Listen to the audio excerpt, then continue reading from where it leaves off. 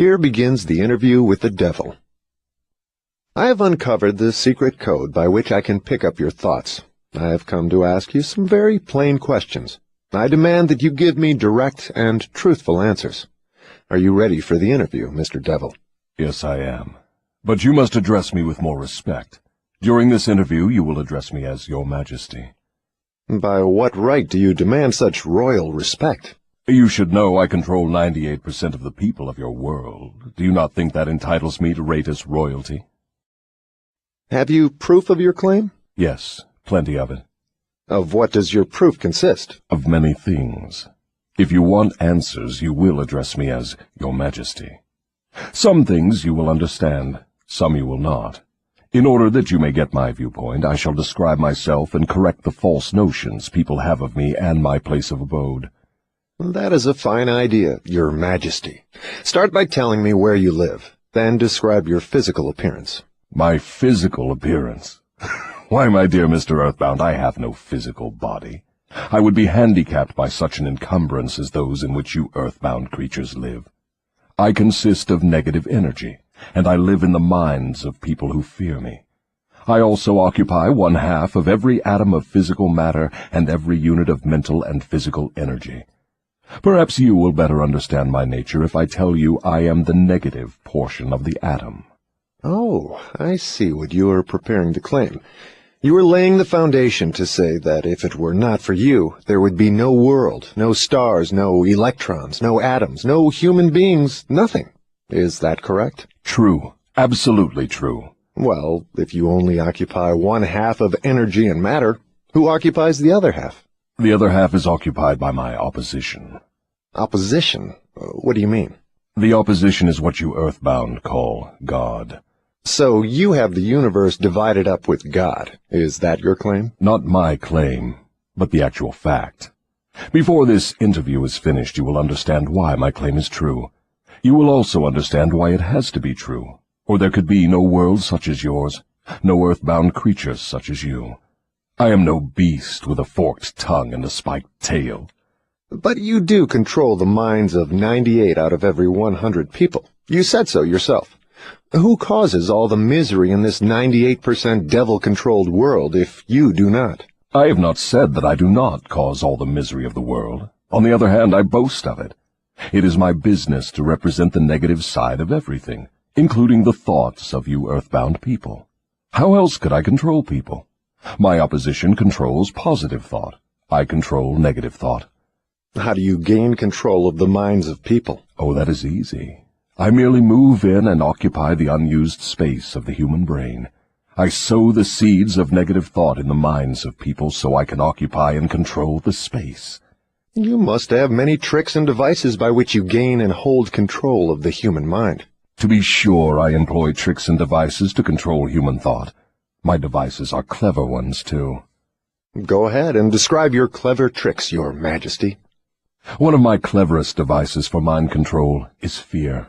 I plant the seed of fear in the minds of people, and as these seeds germinate and grow, through use, I control the space they occupy. The 6 most effective fears are the fear of poverty, criticism, ill health, loss of love, old age, and death. Which of these 6 fears serves you most often, Your Majesty? The first and the last, poverty and death. At one time or another during life, I tighten my grip on all people through one or both of these. I plant these fears in the minds of people so deftly that they believe them to be their own creation. I accomplish this end by making people believe I am standing just beyond the entrance gate of the next life, waiting to claim them after death for eternal punishment. Of course, I cannot punish anyone, except in that person's own mind, through some form of fear. But fear of the thing which does not exist is just as useful to me as fear of that which does exist. All forms of fear extend the space I occupy in the human mind. Your Majesty, will you explain how you gained this control over human beings? The story is too long to be told in a few words. It began over 1,000,000 years ago when the first man began to think. Up to that time I had control over all mankind, but enemies of mine discovered the power of positive thought, placed it in the minds of men, and then began a battle on my part to remain in control. So far I have done quite well by myself, having lost only 2% of the people to the opposition. I take it from your answer that men who think are your enemies. Is that right? It is not right, but it is correct. Tell me something more about the world in which you live. I live wherever I choose. Time and space do not exist for me. I am a force best described to you as energy. My favorite physical dwelling place, as I have told you, is in the minds of the earthbound. I control a part of the brain space of every human being. The amount of space I occupy in each individual's mind depends upon how little and what sort of thinking that person does. As I have told you, I cannot entirely control any person who thinks. You speak of your opposition. Just what do you mean by that? My opponent controls all the positive forces of the world, such as love, faith, hope, and optimism. My opponent also controls the positive factors of all natural law throughout the universe, the forces which keep the earth and the planets and all the stars balanced in their courses. But these forces are meek in comparison with those which operate in the human mind under my control. You see, I do not seek to control stars and planets. I prefer the control of human minds. Where did you acquire your power, and by what means do you add to it? I add to my power by appropriating the mind power of the earthbound as they come through the gate at the time of death. 98 out of every 100 who come back to my plane from the earth plane are taken over by me, and their mind power is added to my being. I get all who come over with any form of fear. You see, I am constantly at work, preparing the minds of people before death, so I can appropriate them when they come back to my plane. Will you tell me how you go about your job of preparing human minds so you can control them? I have countless ways of gaining control of human minds while they are still on the earth plane. My greatest weapon is poverty. I deliberately discourage people from accumulating material wealth because poverty discourages men from thinking and makes them easy prey for me. My next best friend is ill health. An unhealthy body discourages thinking. Then I have countless thousands of workers on earth who aid me in gaining control of human minds. I have these agents placed in every calling. They represent every race and creed, every religion. Who are your greatest enemies on earth, Your Majesty? All who inspire people to think and act on their own initiative are my enemies. Such men as Socrates, Confucius, Voltaire, Emerson, Thomas Paine, and Abraham Lincoln. And you are not doing me any good either. Is it true that you use men who have great wealth? As I have already told you, poverty is always my friend because it discourages independence of thought and encourages fear in the minds of men. Some wealthy men serve my cause, while others do me great damage, depending on how the wealth is used. The great Rockefeller fortune, for example, is one of my worst enemies. That is interesting, Your Majesty. Will you tell me why you fear the Rockefeller fortune more than others? The Rockefeller money is being used to isolate and conquer diseases of the physical body in all parts of the world. Disease has always been one of my most effective weapons.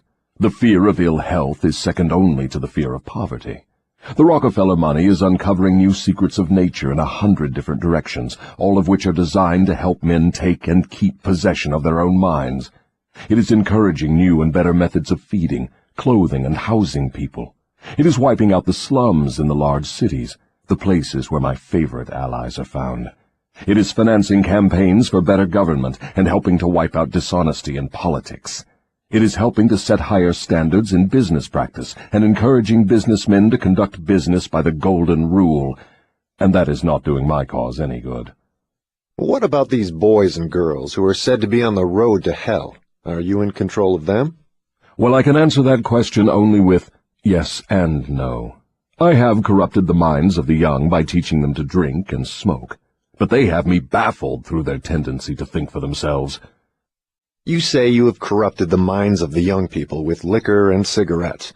I can understand how liquor might destroy the power of independent thought, but do not see what cigarettes have to do with helping your cause. You may not know it, but cigarettes break down the power of persistence. They destroy the power of endurance. They destroy the ability to concentrate.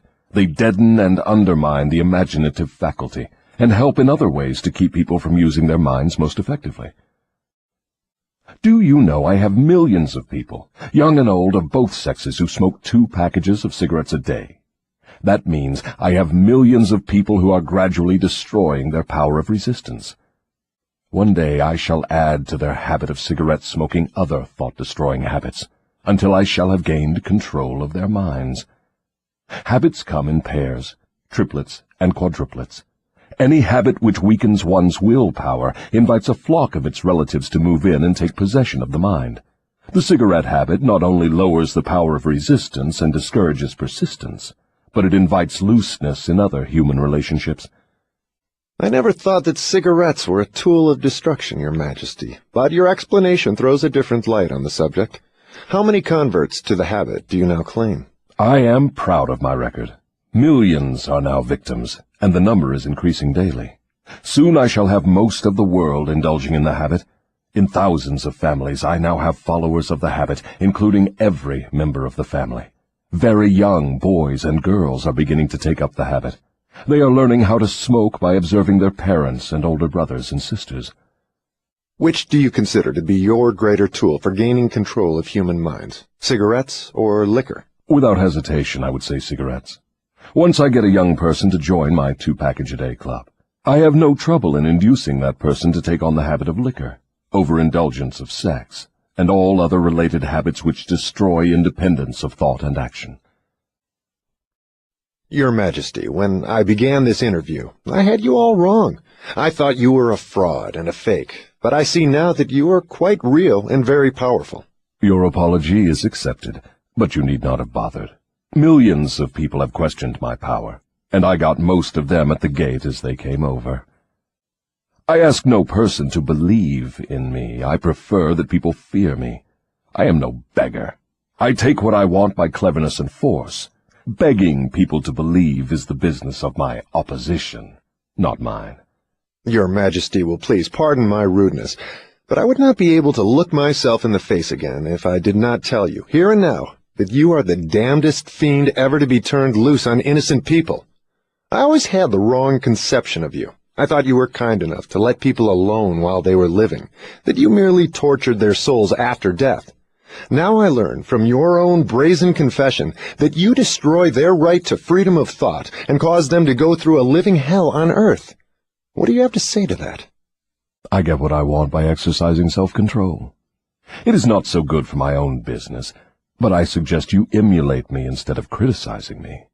You call yourself a thinker, and you are. Otherwise you would never have forced this interview on me. But you will never be the sort of thinker that frightens me unless you gain and exercise greater control over your own emotions. Let us get away from personalities. I came here to learn more about you, not to discuss myself.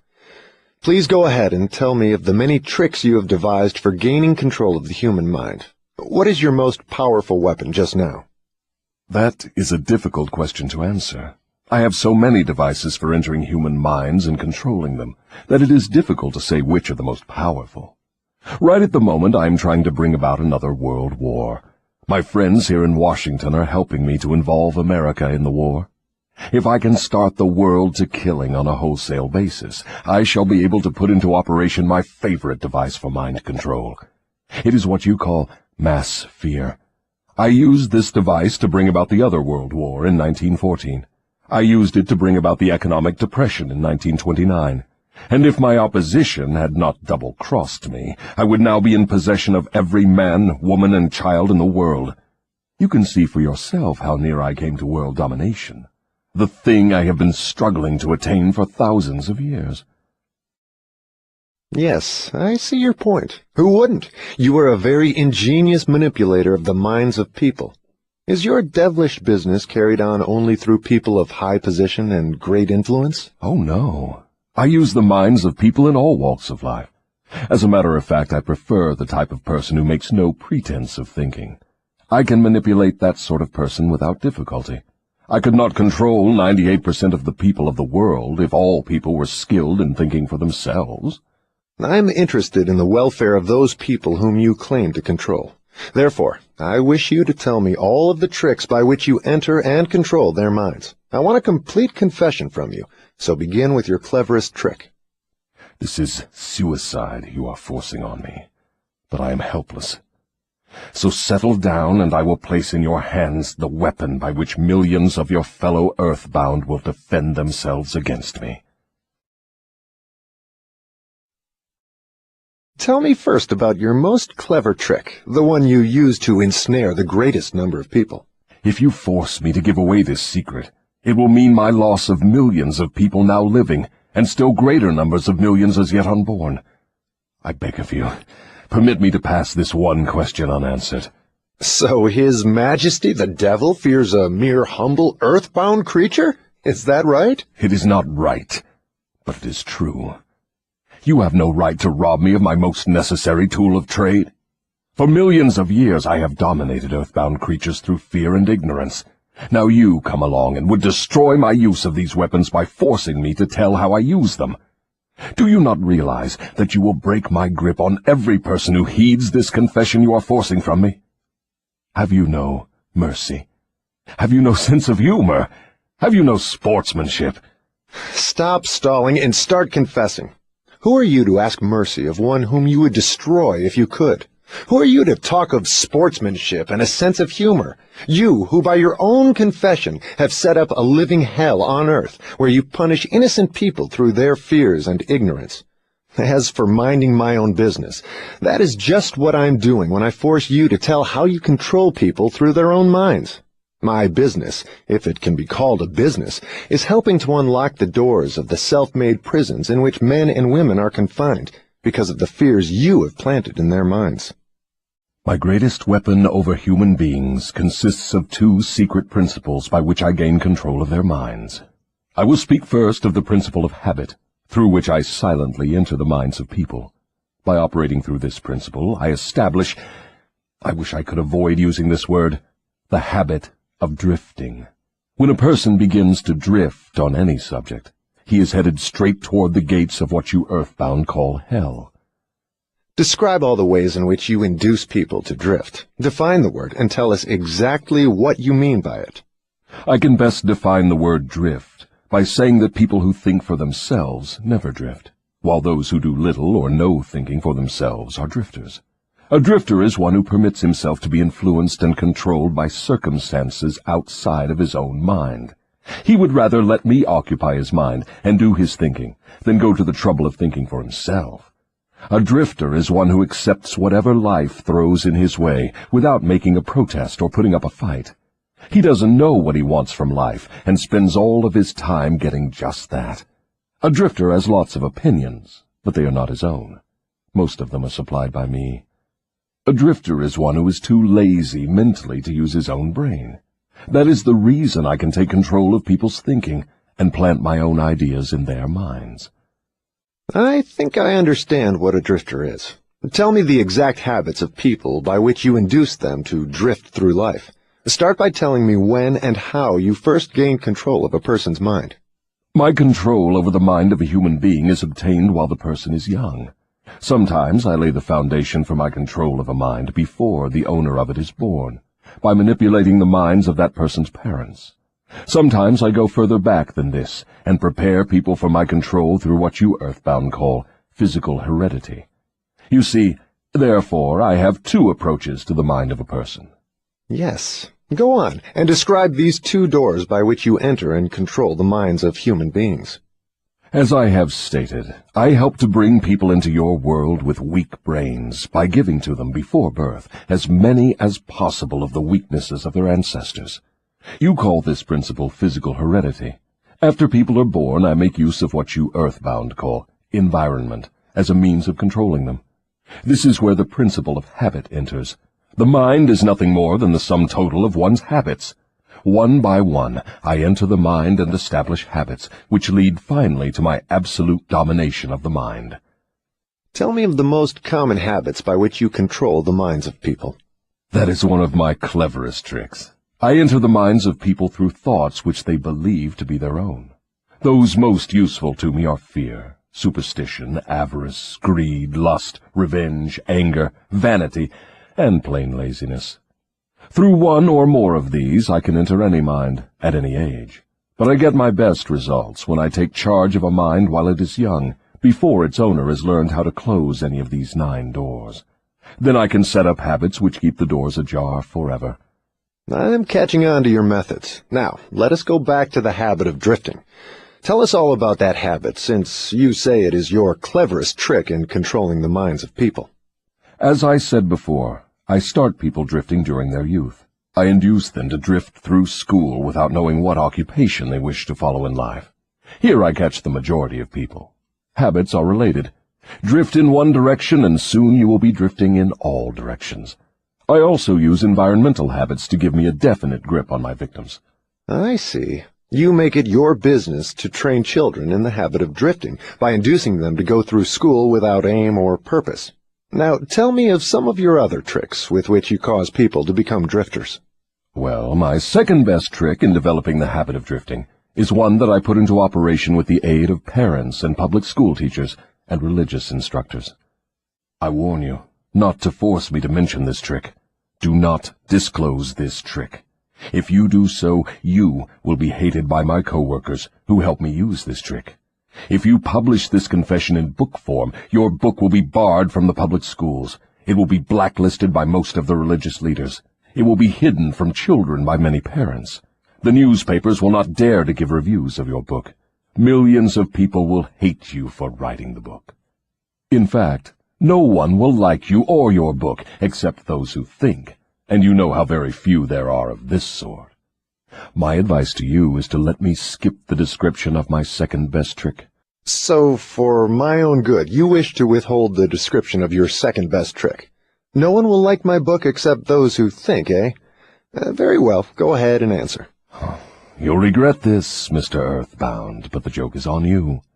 By this mistake of yours, you will divert attention from me to yourself.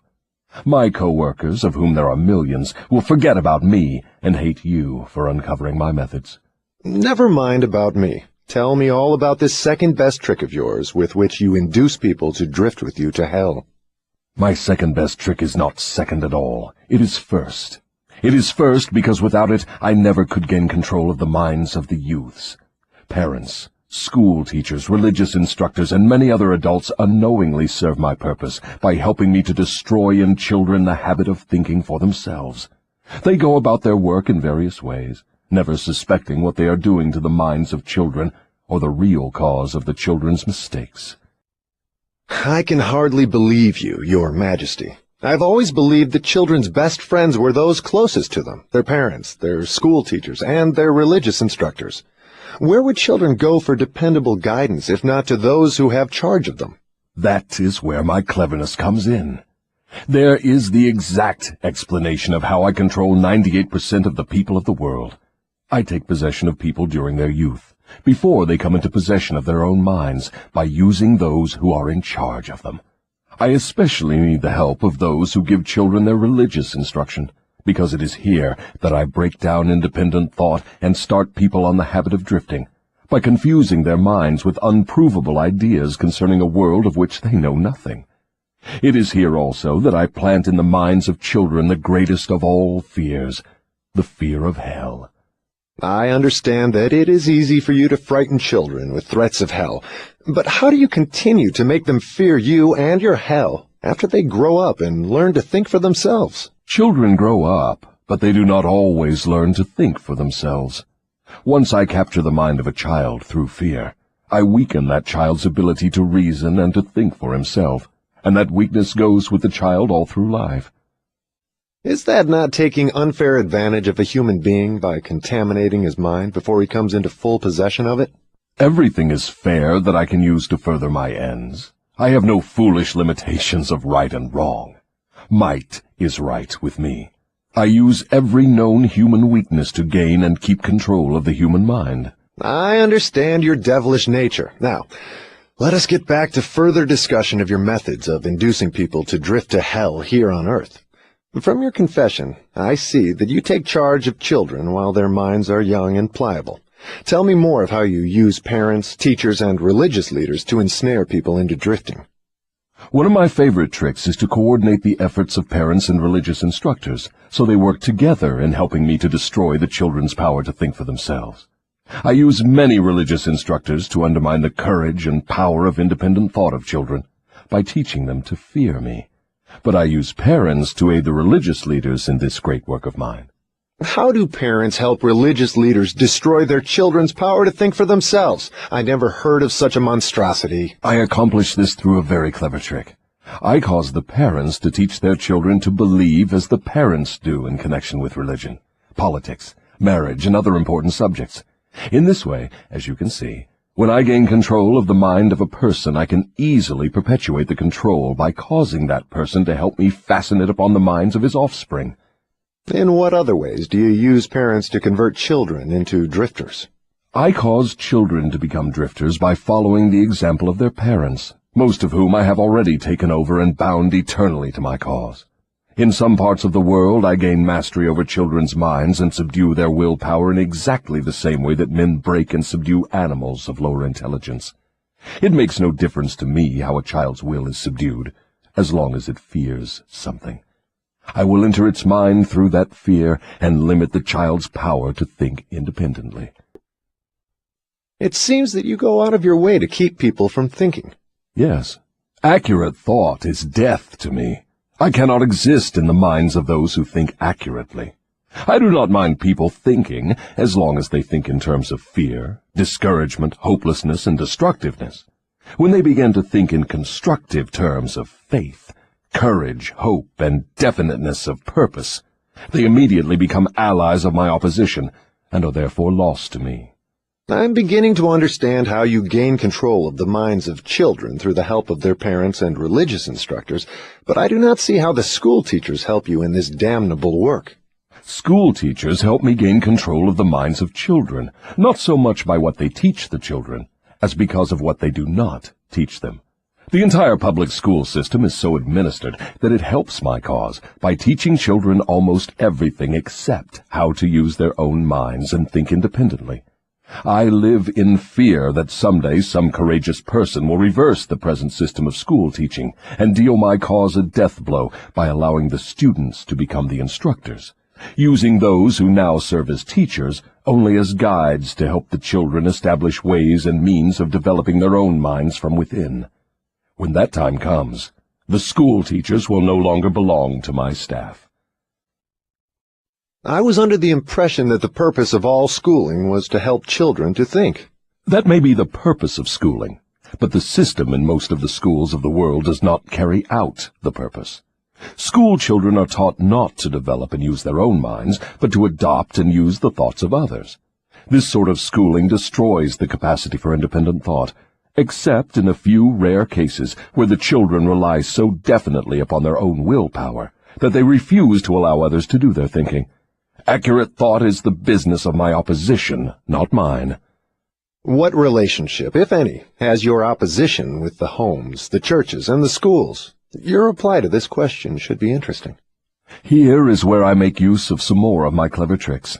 I cause it to appear that everything done by the parents, the school teachers, and the religious instructors is being done by my opposition. This diverts attention from me, while I manipulate the minds of the young. When religious instructors try to teach children the virtues of my opposition, they generally do so by frightening them with my name. That is all I ask of them. I kindle the flame of fear into proportions which destroy the child's power to think accurately. In the public schools, the teachers further my cause by keeping the children so busy cramming non-essential information into their minds, they have no opportunity to think accurately or to analyze correctly the things their instructors teach them. Do you claim for your cause all those who are bound by the habit of drifting? No.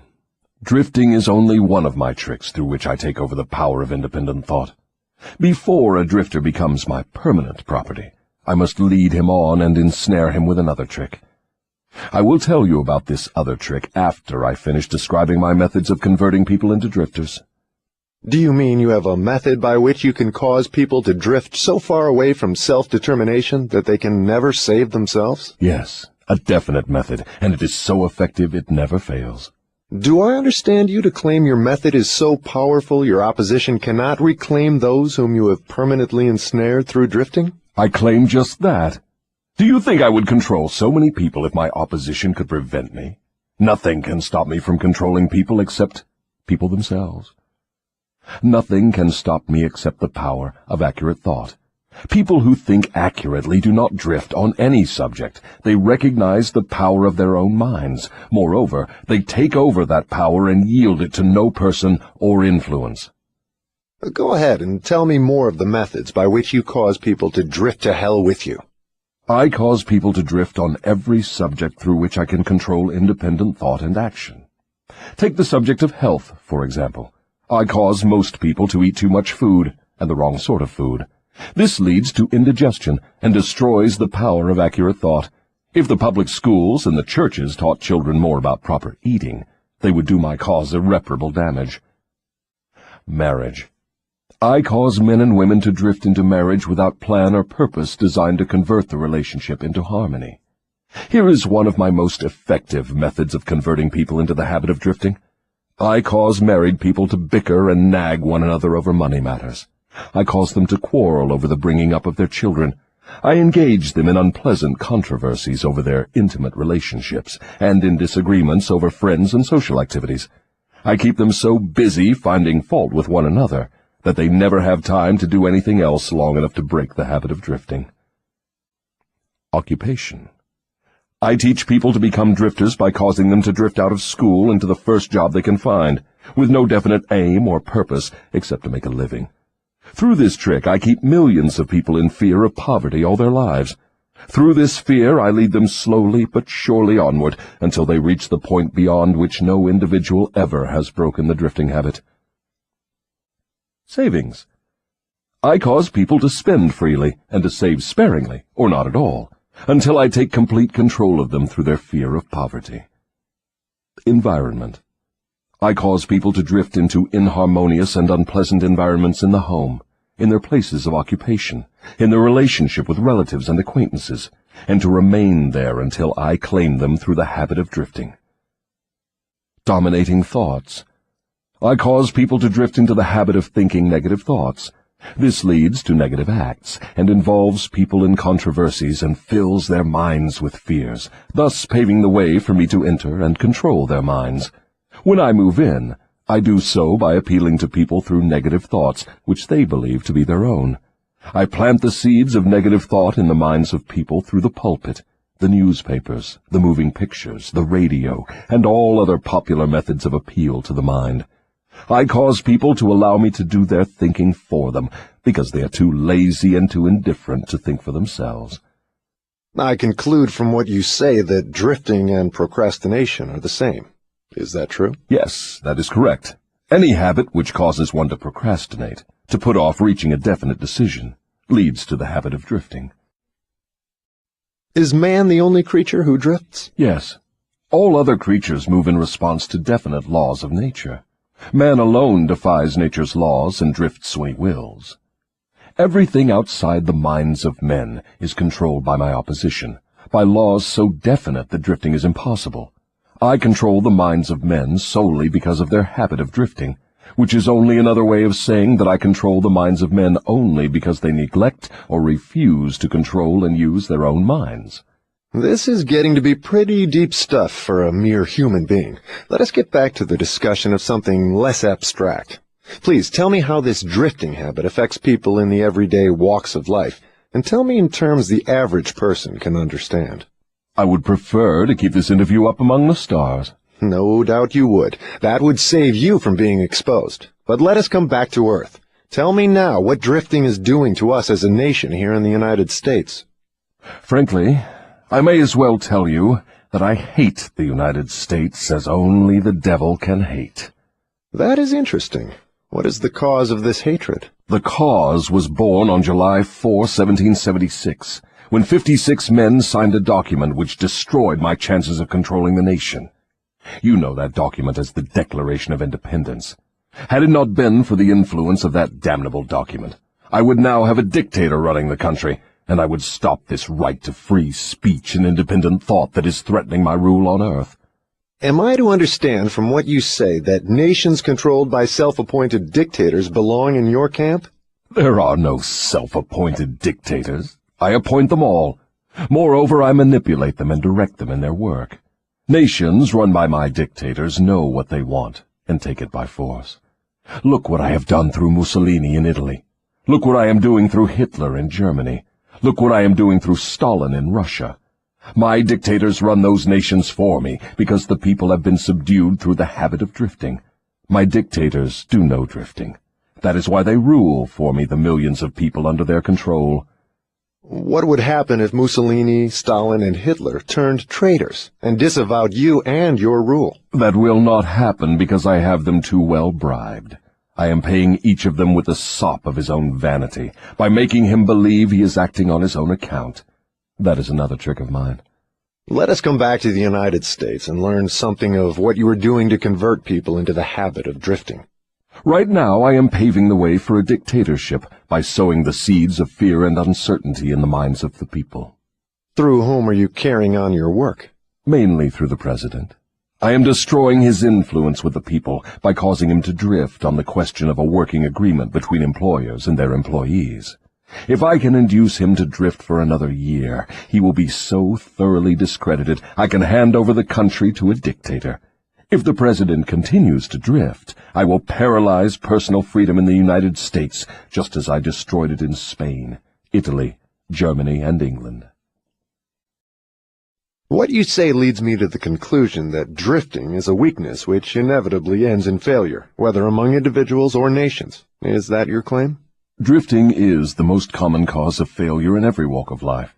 I can control anyone whom I can induce to form the habit of drifting on any subject. The reason for this is twofold. First, the drifter is just so much putty in my hands, to be molded into whatever pattern I choose, because drifting destroys the power of individual initiative. Second, the drifter cannot get help from my opposition, because the opposition is not attracted to anything so soft and useless. Is that why a few people are wealthy, while the majority of people are poor? That is exactly the reason. Poverty, like physical illness, is a contagious disease. You find it always among the drifters, never among those who know what they want and are determined to get just that. It may mean something to you when I call your attention to the fact that the non-drifters, whom I do not control, and those who possess most of the wealth of the world, happen to be the same people. I have always understood that money was the root of all evil, that the poor and the meek would inherit heaven, while the wealthy would pass into your hands. What have you to say of that claim? Men who know how to get the material things of life generally know how to keep out of the hands of the devil as well. The ability to acquire things is contagious. Drifters acquire nothing except that which no one else wants. If more people had definite aims and stronger desires for material and spiritual riches, I would have fewer victims. I assume, from what you say, that you do not claim fellowship with the industrial leaders. Evidently, they are not friends of yours? Friends of mine. I'll tell you what sort of friends of mine they are. They have belted the entire country with good roads, thus bringing into close communion the people of both city and country. They have converted ores into steel, with which they have built the skeletons of great skyscrapers. They have harnessed electrical power and converted it into 1,000 uses, all designed to give man time to think. They have provided through the automobile personal transportation to the humblest citizen, thus giving to everyone the freedom of travel. They have provided every home with instantaneous news of what is happening in all parts of the world through the aid of the radio. They have reared libraries in every city, town, and hamlet, and have filled them with books, giving to all who read a complete outline of the most useful knowledge mankind has gathered from his experiences. They have given the humblest citizen the right to express his own opinion on any subject, at any time, anywhere, without fear of molestation. And they have seen to it that every citizen may help make his own laws, levy his own taxes, and manage his own country through the ballot. These are but some of the things the industrial leaders have done to give every citizen the privilege of becoming a non-drifter. Do you think these men have helped my cause? Who are some of the present-day non-drifters over whom you have no control? I have control over no non-drifter, present or past. I control the weak, not those who think for themselves. Go ahead and describe a typical drifter. Give your description point by point so I can recognize a drifter when I see him. The first thing you will notice about a drifter is his total lack of a major purpose in life. He will be conspicuous by his lack of self-confidence. He will never accomplish anything requiring thought and effort. He spends all he earns, and more, too, if he can get credit. He will be sick or ailing from some real or imaginary cause, and calling to high heaven if he suffers the least physical pain. He will have little or no imagination. He will lack enthusiasm and initiative to begin anything he is not forced to undertake, and he will plainly express his weakness by taking the line of least resistance whenever he can do so. He will be ill-tempered and lacking in control over his emotions. His personality will be without magnetism, and it will not attract other people. He will have opinions on everything but accurate knowledge of nothing. He may be jack of all trades, but good at none. He will neglect to cooperate with those around him, even those on whom he must depend for food and shelter. He will make the same mistake over and over again, never profiting by failure. He will be narrow-minded and intolerant on all subjects, ready to crucify those who may disagree with him. He will expect everything of others, but be willing to give little or nothing in return. He may begin many things, but he will complete nothing. He will be loud in his condemnation of his government, but he will never tell you definitely how it can be improved. He will never reach decisions on anything if he can avoid it, and if he is forced to decide, he will reverse himself at the first opportunity. He will eat too much and exercise too little. He will take a drink of liquor if someone else will pay for it. He will gamble if he can do it on the cuff. He will criticize others who are succeeding in their chosen calling. In brief, the drifter will work harder to get out of thinking than most others work in earning a good living. He will tell a lie rather than admit his ignorance on any subject. If he works for others, he will criticize them to their backs and flatter them to their faces. You have given me a graphic description of the drifter. Please now describe the non-drifter so that I may recognize him on sight. The first sign of a non-drifter is this.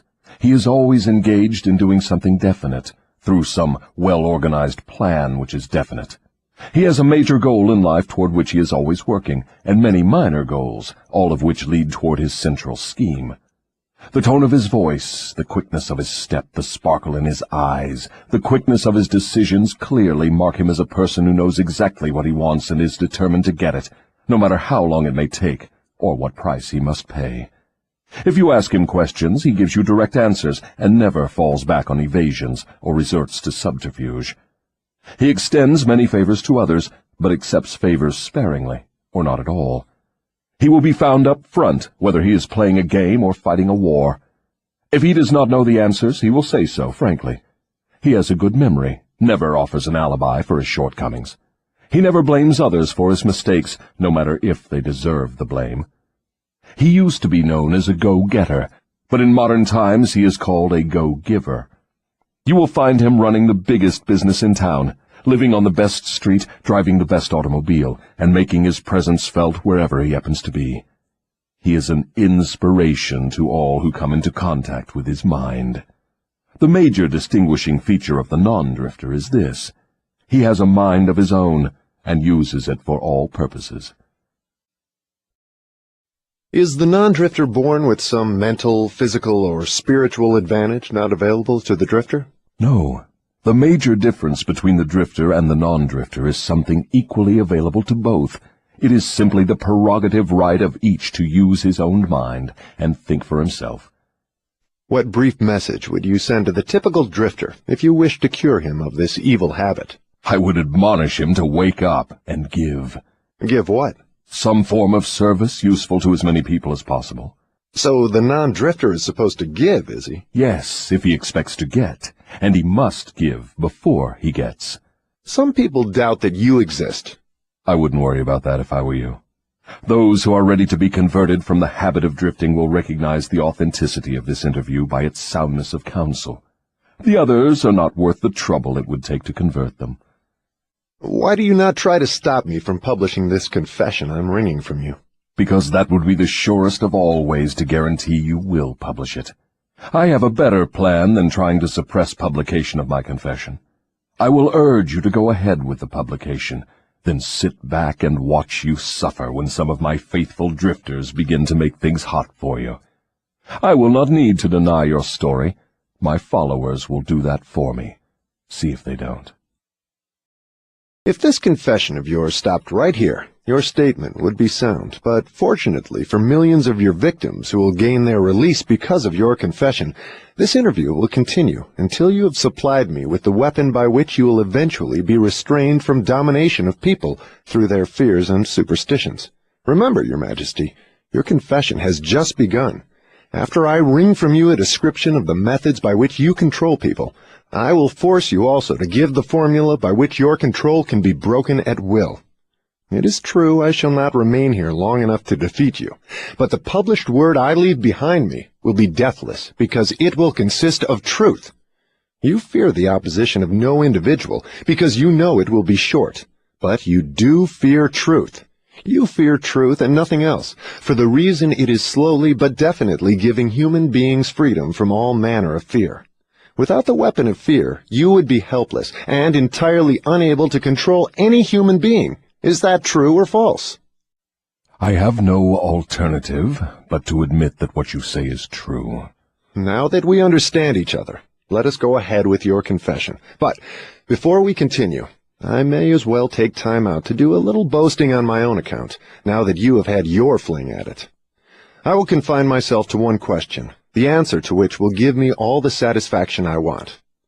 Is it not true that you control only the minds of those who have allowed the drifting habit to be fixed upon them? Yes, that is true. I have already admitted this truth in a dozen or more different ways. Why do you tantalize me by repeating the question? There is power in repetition. I'm forcing you to repeat the highlights of your confession in as many different ways as possible, so your victims may check this interview and determine its soundness by their own experiences with you. That is one of my little tricks. Do you approve of my method? You couldn't be setting a trap for me for the purpose of doing some more boasting, could you? I am asking the questions and you are doing the answering. Go ahead now and confess why you are powerless to stop me from forcing this confession from you.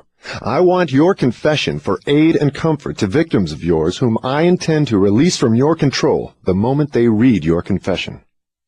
I am powerless to influence or control you, because you have found the secret approach to my kingdom. You know that I exist only in the minds of people who have fears. You know that I control only the drifters who neglect to use their own minds. You know that my hell is here on earth, and not in the world that comes after death. And you know also that drifters supply all the fire I use in my hell. You know that I am a principle or form of energy which expresses the negative side of matter and energy, and that I am not a person with a forked tongue and a spiked tail. You have become my master because you have mastered all your fears. Lastly, you know that you can release all of my earthbound victims whom you contact, and this definite knowledge is the blow with which you will deal me the greatest damage. I cannot control you because you have discovered your own mind, and you have taken charge of it. There now, Mr. Earthbound, that confession should feed your vanity to the bursting point. That last dart was unnecessary. Knowledge of the sort I have used to master you does not contaminate itself with vulgar indulgence and vanity. Truth is the one and only thing in the world that can stand ridicule. Now let us continue with your confession. What is wrong with the principle of flattery? You use it, do you not? Do I use it? Man alive, flattery is one of my most useful weapons. With this deadly instrument I slay the big ones and the little ones. Your admission interests me. Go ahead now and tell me how you make use of flattery. I make use of it in so many ways it is difficult to know where to begin. I warn you, before I answer in detail, that publishing my answers will bring down an avalanche of ridicule on your head for bringing up the question. I'll take the responsibility. Proceed. Well, I may as well here admit that you have stumbled onto the major secret of how I convert people to the habit of drifting. That is a startling admission. Go ahead with your confession, and stick strictly to this subject of flattery. No more side remarks and no more facetiousness for the present. Tell me all about your use of flattery in gaining control over people. Flattery is a bait of incomparable value to all who wish to gain control over others. It has powerful pulling qualities because it operates through two of the most common human weaknesses, vanity and egotism. There is a certain amount of vanity and egotism in everyone. In some people these qualities are so pronounced, they literally serve as a rope by which one may be bound. The best of all ropes is flattery. Flattery is the chief bait through which men seduce women. Sometimes, in fact, frequently, women use the same bait to gain control of men, especially men who cannot be mastered through sex appeal. I teach its use to both men and women. Flattery is the chief bait with which my agents weave their way into the confidence of people from whom they procure information needed to carry on warfare. Wherever anyone stops to feed his vanity on flattery, I move in and begin to build another drifter. Non-drifters are not easily flattered. I inspire people to use flattery in every human relationship where its use is possible, because those who are influenced by it become easy victims of the drifting habit. Can you control anyone who is amenable to flattery? Very easily. As I have already told you, flattery is of major importance in alluring people into the habit of drifting. At what age are people most susceptible to flattery? Age has nothing to do with one's susceptibility to flattery. People respond to it in one way or another from the time they become conscious of their own existence until they die. Through what motive can women be most easily flattered? Their vanity. Tell a woman she is pretty or that she wears clothes well. What motive is most effective in harpooning men? Egotism, with a capital E. Tell a man he has a strong Herculean body or that he is a great business tycoon, and he will purr like a cat and smile like an opossum. After that, you know what happens. Are all men like that? Oh, no. 2 out of every 100 have their egotism so thoroughly under control that even an expert flatterer couldn't get under their skins with a double-edged butcher knife. How does a cunning woman apply her art of flattery in attracting men? Great heavens, man, do I have to draw a picture of her method for you? Have you no imagination? Oh, yes, I have imagination enough, Your Majesty. But I'm thinking of the poor dupes of the world who need to understand the exact technique with which they may be flattered into the habit of drifting. Go on and tell us how a woman can harpoon rich and presumably smart men. This is a devilish trick to play on women, but since you demand the information, I am helpless to withhold it. Women influence men through a technique consisting first of ability to inject soft, cooing baby tones into their voices, and second, by closing their eyes into a half-closed position which registers hypnotism in connection with the flattery of men. Is that all there is to the business of flattery? No, that is only the technique. Then comes the motive a woman uses as a lure. The type of woman you perhaps have in mind never sells a man herself or anything she can give him. Instead, she sells him his own egotism. Is that all that women use when they wish to flatter men? That is the most effective thing they use. It works when sex appeal fails. So I am to believe that big, strong, smart men can be wound up and manipulated through flattery just as if they were so much putty? Is that possible? Is it possible? It is happening every minute of the day. Moreover, unless they are non-drifters, the bigger they come, the harder they fall when the expert flatterer moves in on them. And tell me of some of your other tricks with which you cause people to drift in life. One of my most effective devices is failure. The majority of people begin to drift as soon as they meet with opposition, and not 1 out of 10,000 will keep on trying after failing 2 or 3 times. So it is your business to induce people to fail whenever you can. Is that correct? You have it right. Failure breaks down one's morale, destroys self-confidence, subdues enthusiasm, dulls imagination, and drives away definiteness of purpose. Without these qualities, no one can permanently succeed in any undertaking. The world has produced thousands of inventors with ability superior to that of the late Thomas A. Edison. But these men have never been heard of, while the name of Edison will go marching on, because Edison converted failure into a stepping stone to achievement, while the others used it as an alibi for not producing results. Is the capacity to surmount failure without being discouraged one of Henry Ford's chief assets? Yes, and this same quality is the chief asset of every man who attains outstanding success in any calling. That statement covers lots of territory, Your Majesty. Do you not wish to modify it or tone it down a bit for the sake of accuracy? No modification is necessary, because the claim is none too broad. Search accurately into the lives of men and women who achieve enduring success, and you will find without exception that their success has been in exact proportion to the extent that they surmounted failure. The life of every successful person loudly acclaims that which every true philosopher knows. Every failure brings with it the seed of an equivalent success. But the seed will not germinate and grow under the influence of a drifter. It springs to life only when it is in the hands of one who recognizes that most failures are only temporary defeat, and who never, under any circumstances, accepts defeat as an excuse for drifting. If I understand you correctly, you claim there is virtue in failure. That does not seem reasonable. Why do you try to induce people to fail if there is virtue in failure? There is no inconsistency in my claims. The appearance of inconsistency is due to your lack of understanding. Failure is a virtue only when it does not lead one to quit trying and begin drifting. I induce as many people as I can to fail as often as possible, for the reason that not 1 out of 10,000 will keep on trying after failing 2 or 3 times.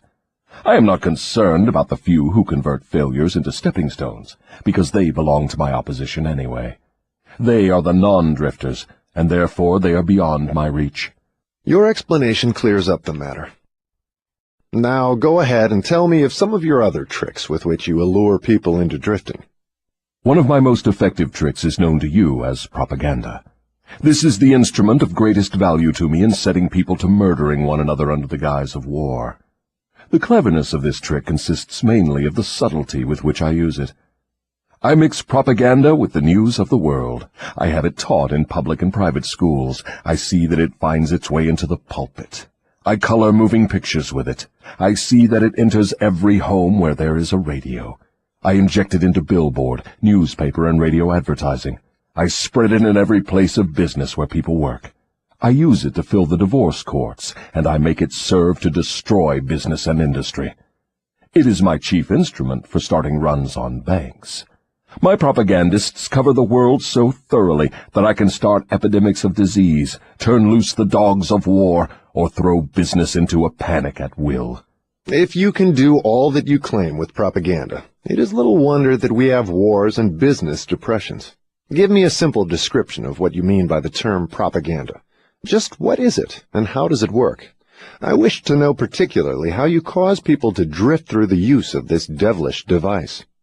Propaganda is any device, plan, or method by which people can be influenced without knowing that they are being influenced, or the source of the influence.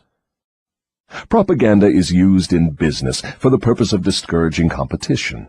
Employers use it to gain advantage over their employees. The employees retaliate by using it to gain advantage over their employers. In fact, it is used so universally and through such a smooth and beautiful streamlined technique that it looks harmless even when it is detected. I suppose some of your boys are now engaged in preparing the minds of the American people to drift into some form of dictatorship. Tell me how they work. Yes, millions of my boys are preparing Americans to become Hitlerized. My best boys are working through politics and labor organization. We intend to take over the country with ballots instead of bullets. Americans are so sensitive they would never stand the shock of seeing their form of government changed with the aid of machine guns and tank cars. So our propaganda boys are serving them a diet they will swallow by stirring up strife between employers and employees and turning the government against business and industry.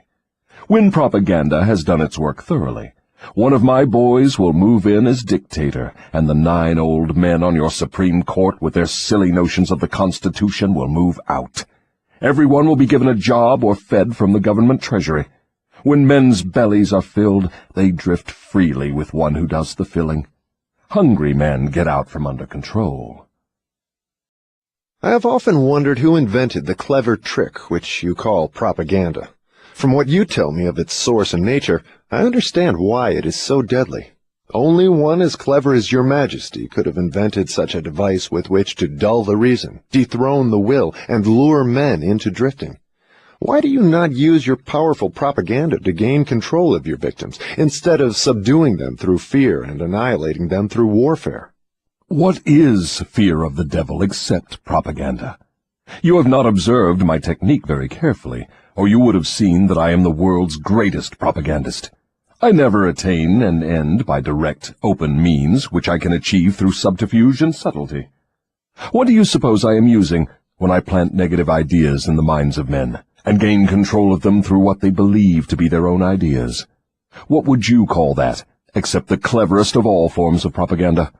Surely you are not going to tell me that you destroy people through their own help without their realizing what you are doing. That is exactly what I wish you to understand. Moreover, I will show you exactly how the trick is performed. Now we are getting somewhere. Exactly how do you convert human beings into propagandists and lure them into self-imprisonment? Give me the story with all its lurid details. This is the most important part of your confession, and I'm consumed with eagerness to gain control of your secret. I can hardly blame you for stalling about answering my question, because you know so well that your answer will snatch millions of innocent victims from your control. You also know that your answer will protect other countless millions of yet unborn people from being victimized by you. It is little wonder you are hedging about answering. Your deductions are correct. This part of my confession will do me more damage than all the remainder of it. Stating your headache in a better way, this part of your confession will save more millions of people from your control than all the remainder of it. All I can say is that you have me in a hell of a situation. Now you shall know how the millions of your victims feel. Let's have it. I make my first entry into an individual's mind by bribing him. What do you use as a bribe?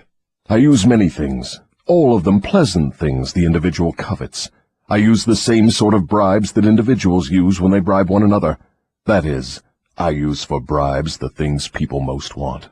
My best bribes are these: love, the thirst for sex expression, covetousness for money, the obsessive desire to gain something for nothing, gambling, vanity in women, egotism in men, desire to be the master of others, desire for intoxicants and narcotics, desire for self-expression through words and deeds, desire to imitate others, desire for the perpetuation of life after death, desire to be a hero or heroine, desire for physical food. That is an imposing list of bribes, Your Majesty. Do you use others? Yes, plenty of them, but these are my favorites. Through some combination of them I can enter the mind of any human being at will at any age from birth until death. You mean that these bribes are the keys with which you can silently unlock the door to any mind you choose? That is exactly what I mean, and I can do it too. What happens when you enter the mind of a person who is not yet in the habit of drifting, but belongs in the 98% class as a potential drifter? I go to work immediately to occupy as much of that person's mind as I can master. If the individual's greatest weakness is the desire for money, I begin to dangle coins before him, figuratively speaking. I intensify his desire and induce him to go after money. Then when he gets near it, I snatch it away from him. This is an old trick of mine. After the trick has been repeated a few times, the poor fellow gives in and quits. Then I take over a little more space in his mind and fill it with the fear of poverty. That is one of my best mind fillers. Yes, I admit your method is very clever, but what happens if the victim fools you and gets his hands on a lot of money? You don't fill his mind with the fear of poverty then, do you? No, I don't. I take over the space by filling it with something which serves my purpose just as well. If the victim converts his desire for money into large sums, I start overfeeding him with the things he can buy with it. For example, I cause him to stuff himself with rich foods. This slows down his thinking capacity, endangers his heart, and starts him on the road to drifting. Then I pester him with intestinal poisoning through the surplus food he eats. That also slows down his thinking and gives him a nasty disposition. What if the victim is not a glutton? What other follies can you induce him to pick up that lead to drifting? If the victim is a male, I can usually snare him through his sex appetite. Overindulgence in sex starts more men into drifting toward failure than all other causes combined. So food and sex are two of your surefire baits. Is that correct? Yes. With these two lures, I can take over a majority of my victims. And then there is the desire for money. I'm beginning to think that wealth is more dangerous than poverty, if your story is to be believed. That altogether depends on who has the wealth and how it was acquired. What has the manner in which money is acquired to do with its being a blessing or a curse? Everything. If you don't believe me, take a look at those who acquire a large amount of money quickly, without time to get wisdom along with it, and observe how they use it. Why do you suppose rich men's sons seldom equal the achievements of their fathers? I'll tell you why. It is because they have been deprived of the self-discipline which comes from being forced to work. Look into the records of moving picture stars or athletes who suddenly find themselves in possession of big money and hero worship and praise from the public. Observe how quickly I move in and take them over in many cases, mainly through sex, gambling, food, and liquor. With these, I catch and control the biggest and the best of people as soon as they get their hands on big money. What about those who acquire money slowly, by rendering some form of useful service? Are they easily snared too? Oh, I get them all right, but I generally have to change my bait. Some of them want one thing and others want something else. Where my purpose is best served, I see to it that they get what they want most, but I manage to wrap in the package something they don't want. The thing I give them is the definite thing that makes them drifters. Do you see how I work? And very clever work it is. You lure people on through their natural desires, but you slip your deadly poison into the object of those desires wherever you can. Now you are catching on. You see, I play both ends against the middle, so to speak. From all you say, I infer that you cannot induce a non-drifter to help you gain control of his mind by baiting him with your bribes. Is that correct? That is exactly correct. I can, and I do, interest non-drifters in my bribes, because I use for the purpose of bribery the things all people naturally desire. But the non-drifter resembles a fish that steals the bait from your hook, but refuses to take the hook. The non-drifter takes from life whatever he wants, but he takes it on his own terms. The drifter takes whatever he can get, but he takes what he gets on my terms. Stating the matter in another way, the non-drifter borrows money from a legitimate banker if he wants it, and pays a legitimate rate of interest. The drifter goes to the pawn shop, hawks his watch, and pays a suicidal rate of interest for his loan. So I draw from your claims the conclusion that your hand is mixed up somehow in all of people's troubles and miseries, even though your presence may not be visible. My unwilling workers are often my best workers. You see, my unwilling workers are those whom I cannot control with some combination of bribes, people whom I have to master by fear or through some form of misfortune. They do not wish to serve me, but they cannot avoid it because they are eternally bound to me by the habit of drifting. Now I am beginning to better understand your technique. You bribe your victims through their natural desires and lead them astray while you induce them to become drifters if they respond to your lure. If they refuse to respond, you plant the seed of fear in their minds or trap them through some form of misfortune and hog-tie them while they are down. Is that your method? That is exactly the way I work. Clever, don't you think? Which do you prefer to serve as your propagandists, the young or the old? The young, of course. They can be influenced by most bribes more easily than people of mature judgment.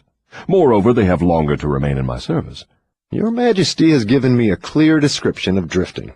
Tell me what must be done to ensure against the habit of drifting. I want a complete formula that anyone can use. Protection against drifting lies within easy reach of every human being who has a normal body and a sound mind. The self-defense can be applied through these simple methods. 1. Do your own thinking on all occasions. The fact that human beings are given complete control over nothing save the power to think their own thoughts is laden with significance. 2. Decide definitely what you want from life, then create a plan for attaining it, and be willing to sacrifice everything else if necessary, rather than accept permanent defeat. 3. Analyze temporary defeat, no matter of what nature or cause, and extract from it the seed of an equivalent advantage. 4. Be willing to render useful service equivalent to the value of all material things you demand of life, and render the service first. 5. Recognize that your brain is a receiving set that can be attuned to receive communications from the universal storehouse of infinite intelligence, to help you transmute your desires into their physical equivalent. 6. Recognize that your greatest asset is time, the only thing except the power of thought which you own outright, and the one thing which can be shaped into whatever material things you want. Budget your time so none of it is wasted. 7. Recognize the truth that fear generally is a filler with which the devil occupies the unused portion of your mind, that it is only a state of mind which you can control by filling the space it occupies with faith in your ability to make life provide you with whatever you demand of it. 8. When you pray, do not beg. Demand what you want, and insist upon getting exactly that, with no substitutes. 9. Recognize that life is a cruel taskmaster, and that either you master it, or it masters you. There is no halfway or compromising point. Never accept from life anything you do not want. If that which you do not want is temporarily forced upon you, you can refuse in your own mind to accept it, and it will make way for the thing you do want. 10. Lastly, remember that your dominating thoughts attract, through a definite law of nature, by the shortest and most convenient route, their physical counterpart. Be careful what thoughts you dwell upon. That list looks imposing. Give me a simple formula, combining all the 10 points. If you had to combine all 10 in one, what would it be? Be definite in everything you do and never leave unfinished thoughts in the mind. Form the habit of reaching definite decisions on all subjects. Can the habit of drifting be broken, or does it become permanent once it has been formed?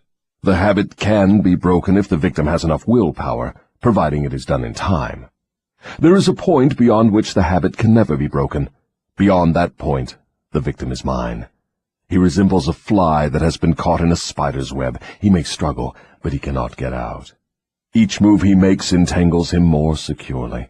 The web in which I entangle my victims permanently is a law of nature not yet isolated by or understood by men of science. What is this mysterious law through which you take permanent control of people's bodies, even before you take over their souls? The whole world will want to know more about this law and how it operates. It will be hard to describe the law so you will understand it, but you may call it hypnotic rhythm. It is the same law through which people can be hypnotized. So you have the power to use the laws of nature as a web in which you bind your victims in eternal control. Is that your claim? That is not only my claim, it is the truth. I take over their minds and bodies even before they die whenever I can lure them or frighten them into hypnotic rhythm. What is hypnotic rhythm? How do you use it to gain permanent mastery over human beings? I will have to go back into time and space and give you a brief, elementary description of how nature uses hypnotic rhythm. Otherwise, you will not be able to understand my description of how I use this universal law to control human beings. Go ahead, but keep your story confined to simple illustrations which come within the range of my own experience and knowledge of natural laws. Very well. I shall do my best. You, of course, know that nature maintains a perfect balance between all the elements and all the energy in the universe. You can see that the stars and the planets move with perfect precision, each one keeping its own place in time and space. You can see that the seasons of the year come and go with perfect regularity. You can see that an oak tree grows from an acorn, and a pine grows from the seed of its ancestor. An acorn never produces a pine, and a pine seed never produces an oak. These are simple things which anyone can understand. What one cannot see is the universal law through which nature maintains perfect balance throughout the myriad of universes. You, earthbound, caught a fragmentary glimpse of this great universal law when Newton discovered that it holds your earth in its position and causes all material objects to be attracted toward the center of the earth. He called the law gravitation. But he did not go far enough in his study of the law. If he had, he would have discovered that the same law which holds your earth in position and helps nature maintain a perfect balance over the 4 dimensions, in which all matter and energy are contained, is the web in which I entangle and control the minds of human beings. Tell me more of this astounding law of hypnotic rhythm.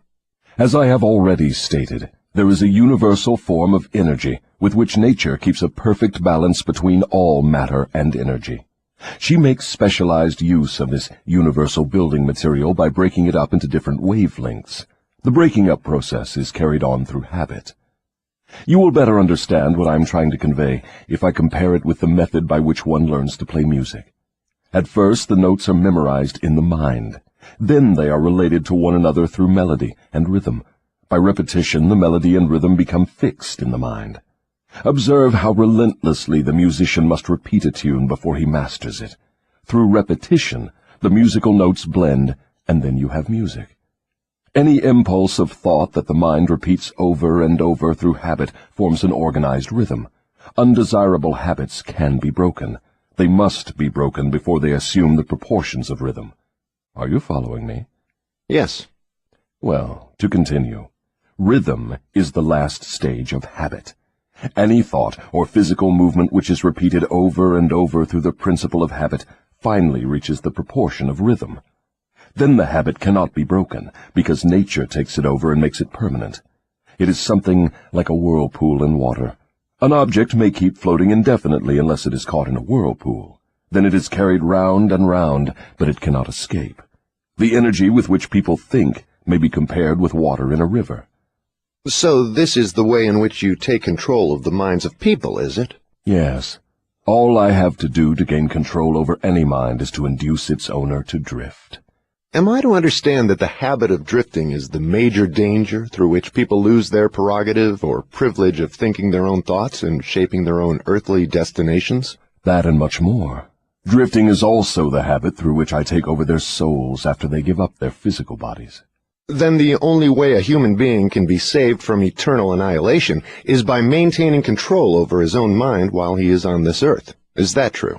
You have stated the truth perfectly. Those who control and use their minds escape my web.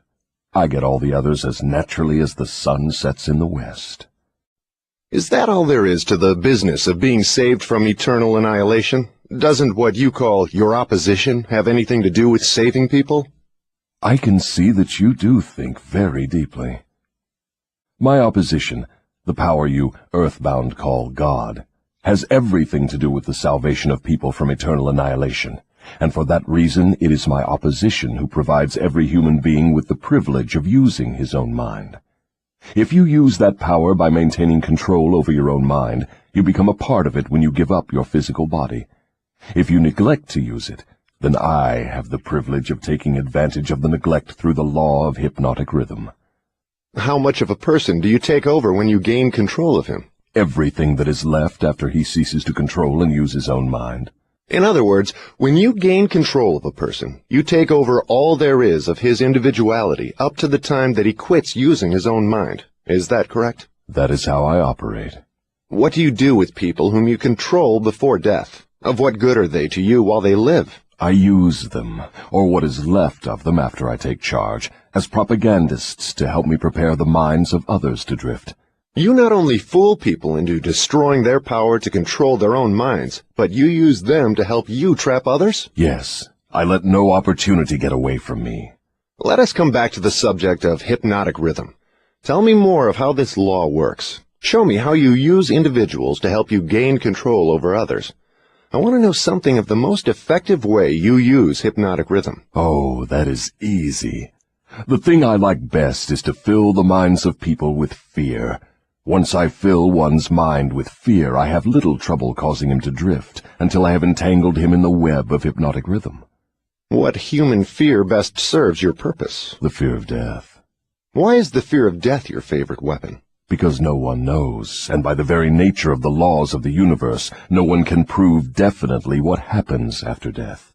This uncertainty frightens people out of their wits. People who give over their minds to fear, any sort of fear, neglect to use their minds and begin to drift.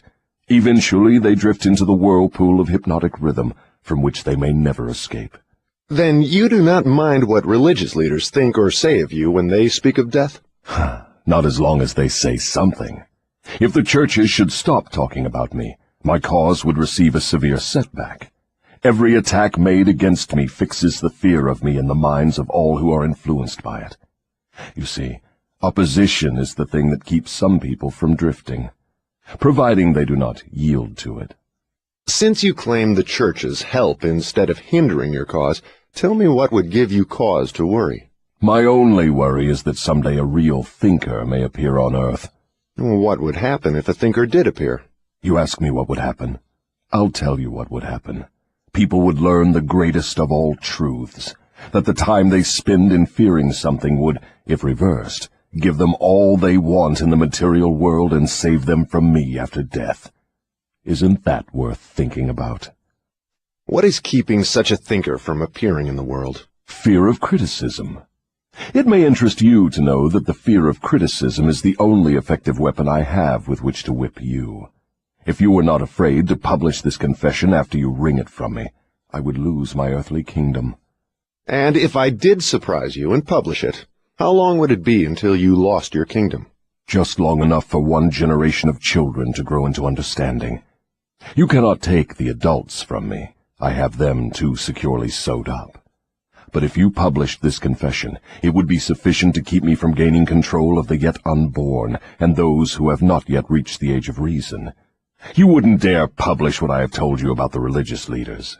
They would crucify you. I thought the savage practice of crucifixion went out of style 2,000 years ago. I don't mean crucifixion on a cross. I mean social and financial crucifixion.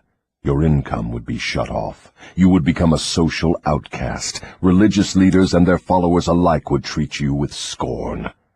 Suppose I should choose to throw in my lot with the select few who make a pretense of using their own minds rather than fear the masses who do not, the masses of whom you claim 98%. If you have courage enough to do this, you will crimp my style. Why do you lay claim to no scientist? Don't you like scientists? Oh, yes. I like all people well enough, but true scientists are out of my reach. Why? Because they think for themselves and spend their time studying natural laws. They deal with cause and effect. They deal with facts wherever they find them. But do not make the mistake of believing scientists have no religion. They have a very definite religion. What is their religion? The religion of truth. The religion of natural law. If the world ever produces an accurate thinker with ability to fathom the deeply buried secret of life and death, you can be sure that science will be responsible for the catastrophe. Catastrophe to whom? To me, of course. Let's get back to the subject of hypnotic rhythm. I want to know more about it. Is it something like the principle through which people can hypnotize one another? It is precisely the same thing. I have already told you so. Why do you repeat your questions? That is an old worldly custom of mine, Your Majesty. For your enlightenment, I will tell you, I am forcing you to repeat many of your statements for the sake of emphasis. I'm also trying to see if I can catch you in a lie. Don't dodge the issue. Get back to hypnotic rhythm and tell me all you know about it. Am I a victim of it? Not now, but you barely missed falling into my web. You drifted toward the whirlpool of hypnotic rhythm until you discovered how to force me into making this confession. Then I lost control of you. How interesting. You are not trying to recapture me through flattery, are you? That would be the best bribe I could offer you. It is the bribe I used on you effectively before you got the upper hand of me. With what did you flatter me? With many things. Chief among them sex and the desire for self-expression. What effect did your bribes have on me? They caused you to neglect your major purpose in life and started you to drifting. Was that all you did to me through your bribes? That was plenty. But I am back on the track and out of your reach now, am I not? Yes, you are temporarily out of my reach because you are not drifting. What broke your spell over me and released me from the habit of drifting? My answer may humiliate you. Do you want to hear it? Go ahead and give it to me, Your Majesty. I wish to learn how much truth I can stand. When you found a great love in the woman of your choice, I lost my grip on you. So you are going to accuse me of hiding behind a woman's skirts, are you? No, not hiding. I wouldn't put it that way. I would say you have learned how to give yourself a solid background with the embellishment of a woman's mind. The woman's skirt has nothing to do with it, then? No, but her brain does. When you and your wife began to combine your two brains through your habit of master-minding every day, you stumbled upon the secret power with which you forced me into this confession. Is that the truth, or are you trying to flatter me again? I could flatter you if I had you alone, but I cannot flatter you while you have the use of your wife's mind. I'm beginning to catch on to something important. I'm beginning to understand what was meant by the writer of that passage in the Bible, which says substantially, "When two or more meet together and ask for anything in my name, it shall be granted." It is true, then, that two minds are better than one. It is not only true, it is necessary before anyone can continuously contact the great storehouse of infinite intelligence, wherein is stored all that is, all that ever was, and all that can ever be.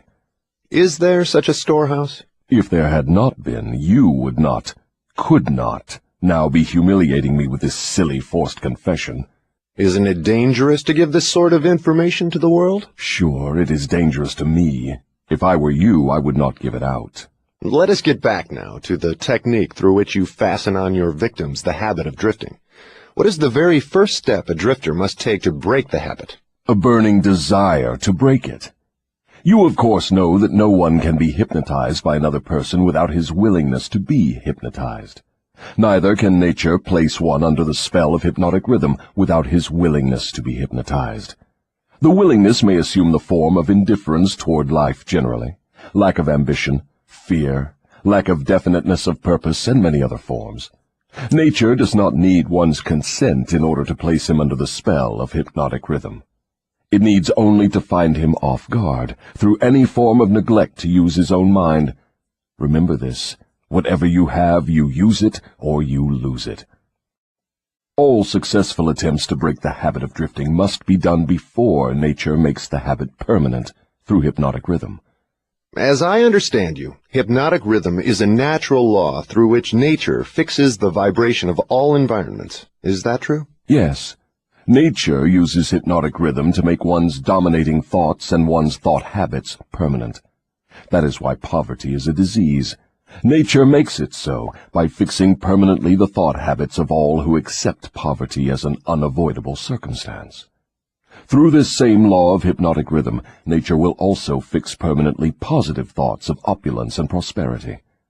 Perhaps you will better understand the working principle of hypnotic rhythm if I tell you its nature is to fix permanently all habits, whether they are mental or physical.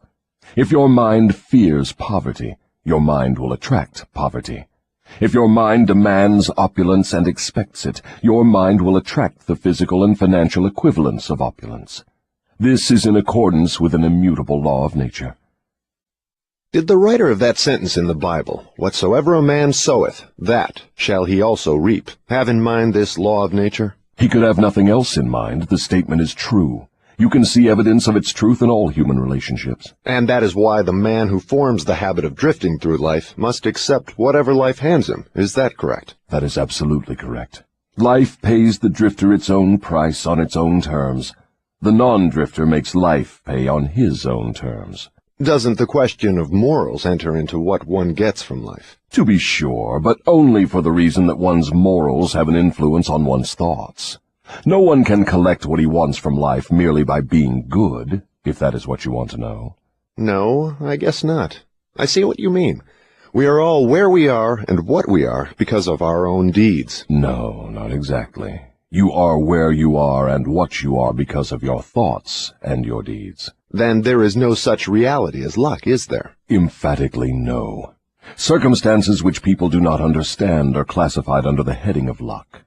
Back of every reality is a cause. Often the cause is so far removed from the effect that the circumstance can be explained only by attributing it to the operation of luck. Nature knows no such law as luck. It is a man-made hypothesis with which he explains away things he does not understand. The terms luck and miracle are twin sisters. Neither of them has any real existence except in the imaginations of people. Both are used to explain that which people do not understand. Remember this. Everything having a real existence is capable of proof.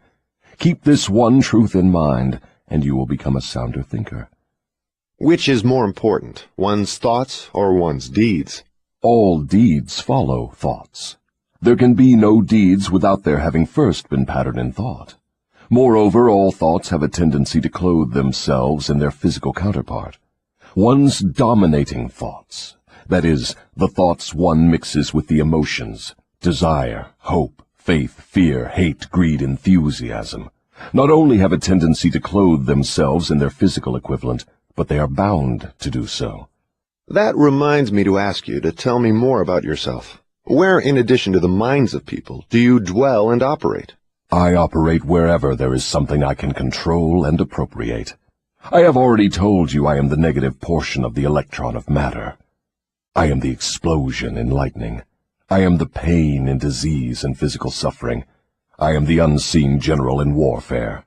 I am the unknown commissioner of poverty and famine. I am the executioner extraordinary at death. I am the inspirer of lust after the flesh. I am the creator of jealousy and envy and greed. I am the instigator of fear. I am the genius who converts the achievements of men of science into instruments of death. I am the destroyer of harmony in all manner of human relationships. I am the antithesis of justice. I am the driving force in all immorality. I am the stalemate of all good. I am anxiety, suspense, superstition, and insanity. I am the destroyer of hope and faith. I am the inspirer of destructive gossip and scandal. I am the discourager of free and independent thought. In brief, I am the creator of all forms of human misery, the instigator of discouragement and disappointment. And you do not call that cold and cruel? I call that definite and dependable. The world depression broke up the habits of men everywhere and redistributed the sources of opportunity in all walks of life on an unprecedented scale.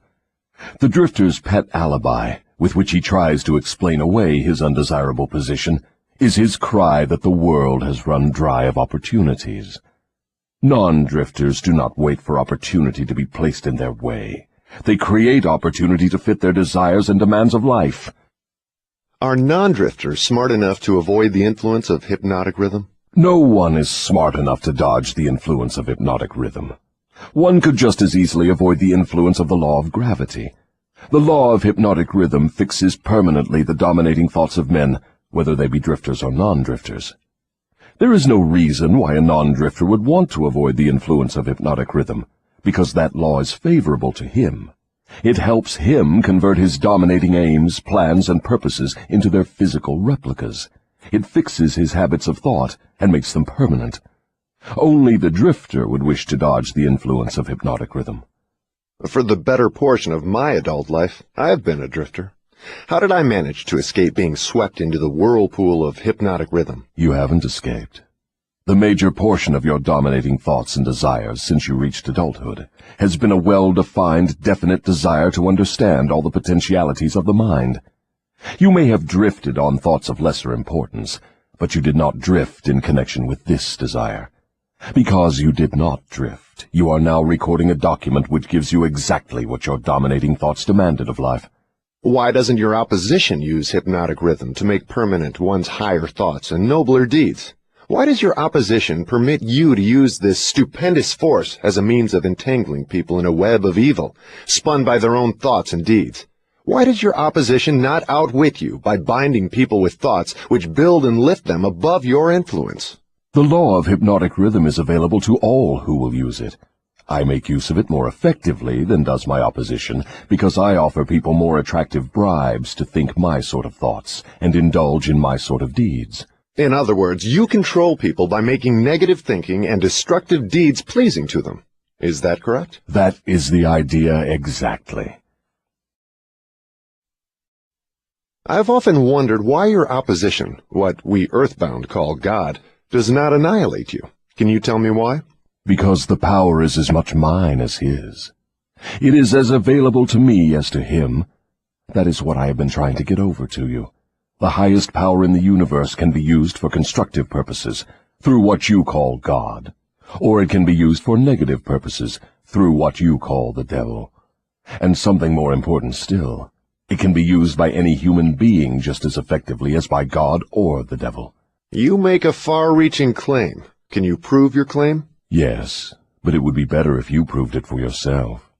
The devil's word is not worth much among your earthbound sinners. Neither is God's word. You fear the devil and refuse to trust your God. Therefore, you have but one source available through which you may appropriate the benefits of universal power, and that is by trusting and using your own power of thought. This is the direct road to the universal storehouse of infinite intelligence. There is no other road available to any human being. Why have we earthbound not found the road to infinite intelligence sooner? Because I have intercepted you and led you off the path by planting in your minds thoughts which destroy your power to use your minds constructively. I have made it attractive to you to use the power of infinite intelligence to attain negative ends through greed, avarice, lust, envy, and hatred. Remember, your mind attracts that which your mind dwells upon. To divert you away from my opposition, I had only to feed you on thoughts helpful to my cause. If I understand what you're saying, you're admitting that no human being need fear the devil or worry about how to flatter God. That is it precisely. This admission may put a crimp in my style, but I have the satisfaction of knowing it may also slow down my opposition by sending people direct to the source of all power. In other words, if you cannot control people through negative bribes or fear, then you wish to kick over the entire apple cart and show people how to go around God. Are you by any chance in politics, too? Your technique seems frightfully familiar. Am I in politics? If I am not in politics, who do you believe starts depressions and forces people into wars? Surely you would not lay this at the door of my opposition. As I have already told you, I have allies in all walks of life to help me in connection with all human relationships. Why don't you take over the churches and use them outright in your cause? Do you think I am a fool? Who would keep alive the fear of the devil if I subdued the churches? Who would serve as a decoy to attract the attention of people while I manipulate their minds if I did not have some agency through which to sow the seeds of fear and doubt? The cleverest thing I do is to use the allies of my opposition to keep the fear of hell burning in the minds of people. As long as people fear something, no matter what, I will keep a grip on them. I'm beginning to see your scheme. You use the churches to plant the seed of fear and uncertainty and indefiniteness in the minds of people. These negative states of mind cause people to form the habit of drifting. This habit crystallizes into permanency through the law of hypnotic rhythm. Then the victim is helpless to help himself. Is that right? Hypnotic rhythm, then, is something to be watched and respected. A better way of stating the truth is that hypnotic rhythm is something to be studied, understood, and voluntarily applied to attain definite desired ends.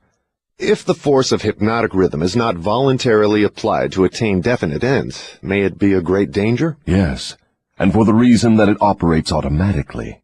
If it is not consciously applied to attain a desired end, it can, and it will, operate to attain undesired ends. Take the simple illustration of climate, for example. Anyone can see and understand that nature forces every living thing and every element of matter to adjust itself to her climates. In the tropics, she creates trees which bear fruit and reproduce themselves. She forces the trees to adjust themselves to her scorching sun. She forces them to put out leaves suitable for protection against the rays of the sun. These same trees could not survive if removed to the Arctic regions, where nature has established an entirely different climate. In the colder climate, she creates trees which are adjusted to survive and to reproduce themselves, but they could not survive if transplanted in the tropical regions. In the same manner, nature clothes her animals, giving to those in each different climate a covering suited to their comfort and survival in that climate. In a similar manner, nature forces upon the minds of men the influences of their environment, which are stronger than the individual's own thoughts. Children are forced to take on the nature of all influences of those around them, unless their own thoughts are stronger than the influences. Nature sets up a definite rhythm for every environment, and everything within the range of that rhythm is forced to conform to it. Man alone has the power to establish his own rhythm of thought, providing he exercises this privilege before hypnotic rhythm has forced upon him the influences of his environment. Every home, every place of business, every town and village, and every street and community center has its own definite, discernible rhythm. If you wish to know what a difference there is in the rhythms of streets, take a walk up Fifth Avenue in New York, and then down a street in the slums. All forms of rhythm become permanent with time. Does each individual have his own rhythm of thought? Yes, that is precisely the major difference between individuals. The person who thinks in terms of power, success, opulence, sets up a rhythm which attracts these desirable possessions.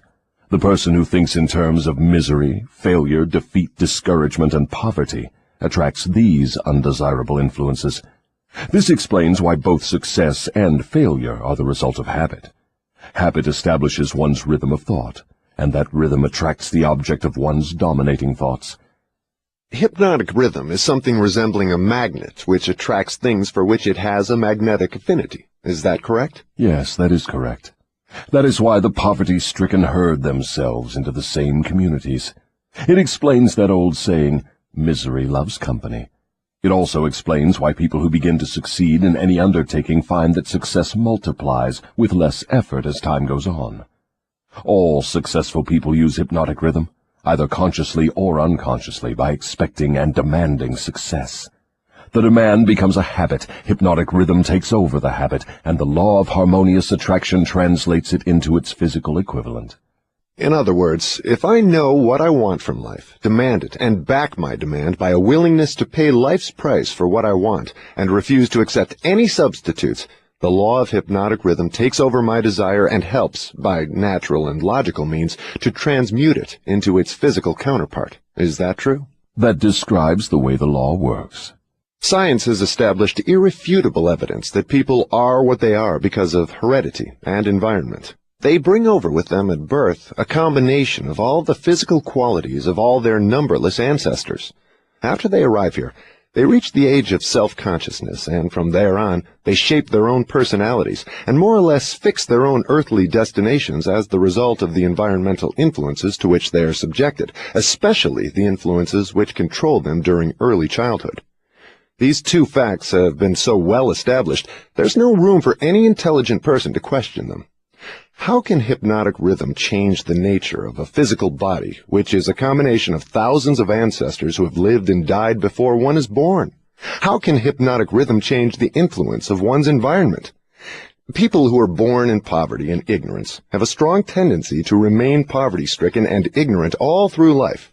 What, if anything, can hypnotic rhythm do about this? Hypnotic rhythm cannot change the nature of the physical body one inherits at birth.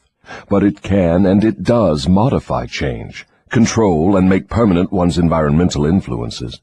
If I understand what you mean, a human being is forced by nature to take on and become a part of the environment he chooses, or the environment that may be forced upon him? That is correct. But there are ways and means by which an individual may resist the influences of an environment he does not wish to accept, and also a method of procedure by which one may reverse the application of hypnotic rhythm from negative to positive ends. Do you mean that there is a definite method by which hypnotic rhythm can be made to serve instead of destroy one? I mean just that. Tell me how this astounding end may be attained. For my description to be of any practical value, it will be necessarily lengthy, because it will have to cover 7 principles of psychology which must be understood and applied by all who use hypnotic rhythm to aid them in forcing life to yield that which they want. Then break your description into 7 parts, each giving a detailed analysis of one of the 7 principles with simple instructions for its practical application. Your Majesty will now proceed to unfold the secrets of the 7 principles through which human beings may force life to provide them with spiritual, mental, and physical freedom. Do not be sparing in your description of these principles. I want a complete illustration of how the principles may be used by anyone who chooses to use them. Tell us all you know about the principle of definiteness of purpose. If you go through with this mad idea of publishing my confession, you will open the gates of hell and turn loose all the precious souls I have collected back down through the ages. You will deprive me of souls yet unborn. You will release from my bondage millions now living. Stop, I beg of you. Open up. Let's hear what you have to say about the principle of definiteness of purpose. You are pouring water on the fires of hell, but the responsibility is yours, not mine. I may as well tell you that any human being who can be definite in his aims and plans can make life hand over whatever is wanted. That is a broad claim, Your Majesty. Do you wish to tone it down a bit? Tone it down?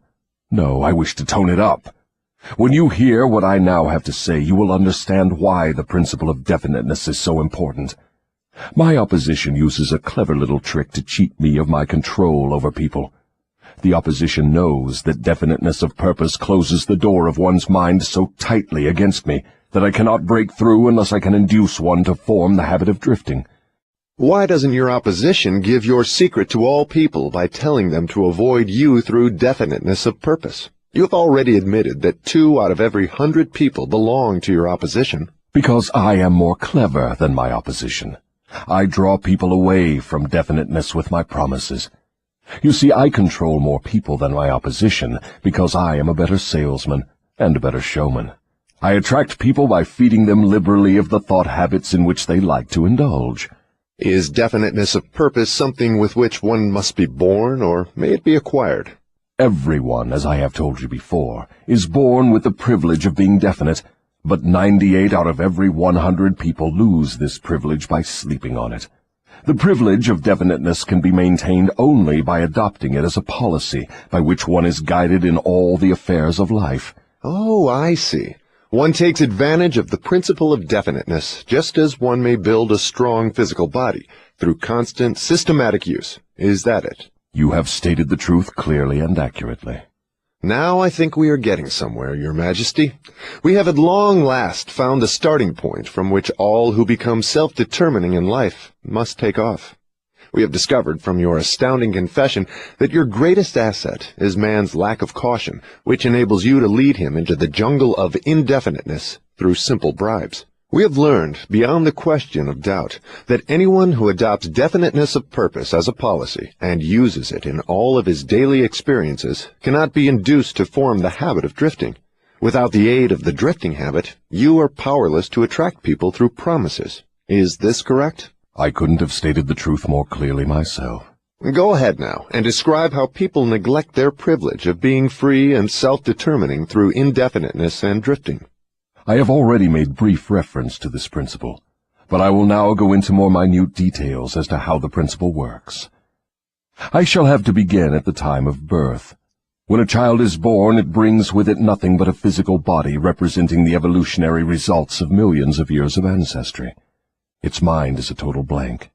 When the child reaches the age of consciousness and begins to recognize the objects of its surroundings, it begins also to imitate others. Imitation becomes a fixed habit. Naturally, the child imitates, first of all, its parents. Then it begins to imitate its other relatives and daily associates, including its religious instructors and school teachers. The imitation extends not merely to physical expression, but also to thought expression. If a child's parents fear me and express that fear within range of the child's hearing, the child picks up the fear through the habit of imitation and stores it away as part of its subconscious stock of beliefs.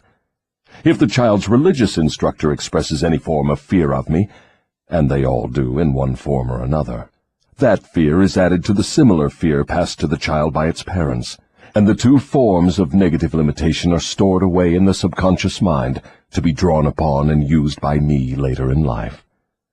In a similar way, the child learns by imitation to limit its power of thought by filling its mind with envy, hatred, greed, lust, revenge, and all the other negative impulses of thought which destroy all possibility of definiteness. Meanwhile, I move in and induce the child to drift until I bind its mind through hypnotic rhythm. Am I to understand from your remarks that you have to gain control of people while they are very young, or lose your opportunity at them altogether? I prefer to claim them before they come into possession of their own minds. Once any person learns the power of his own thoughts, he becomes positive and difficult to subdue.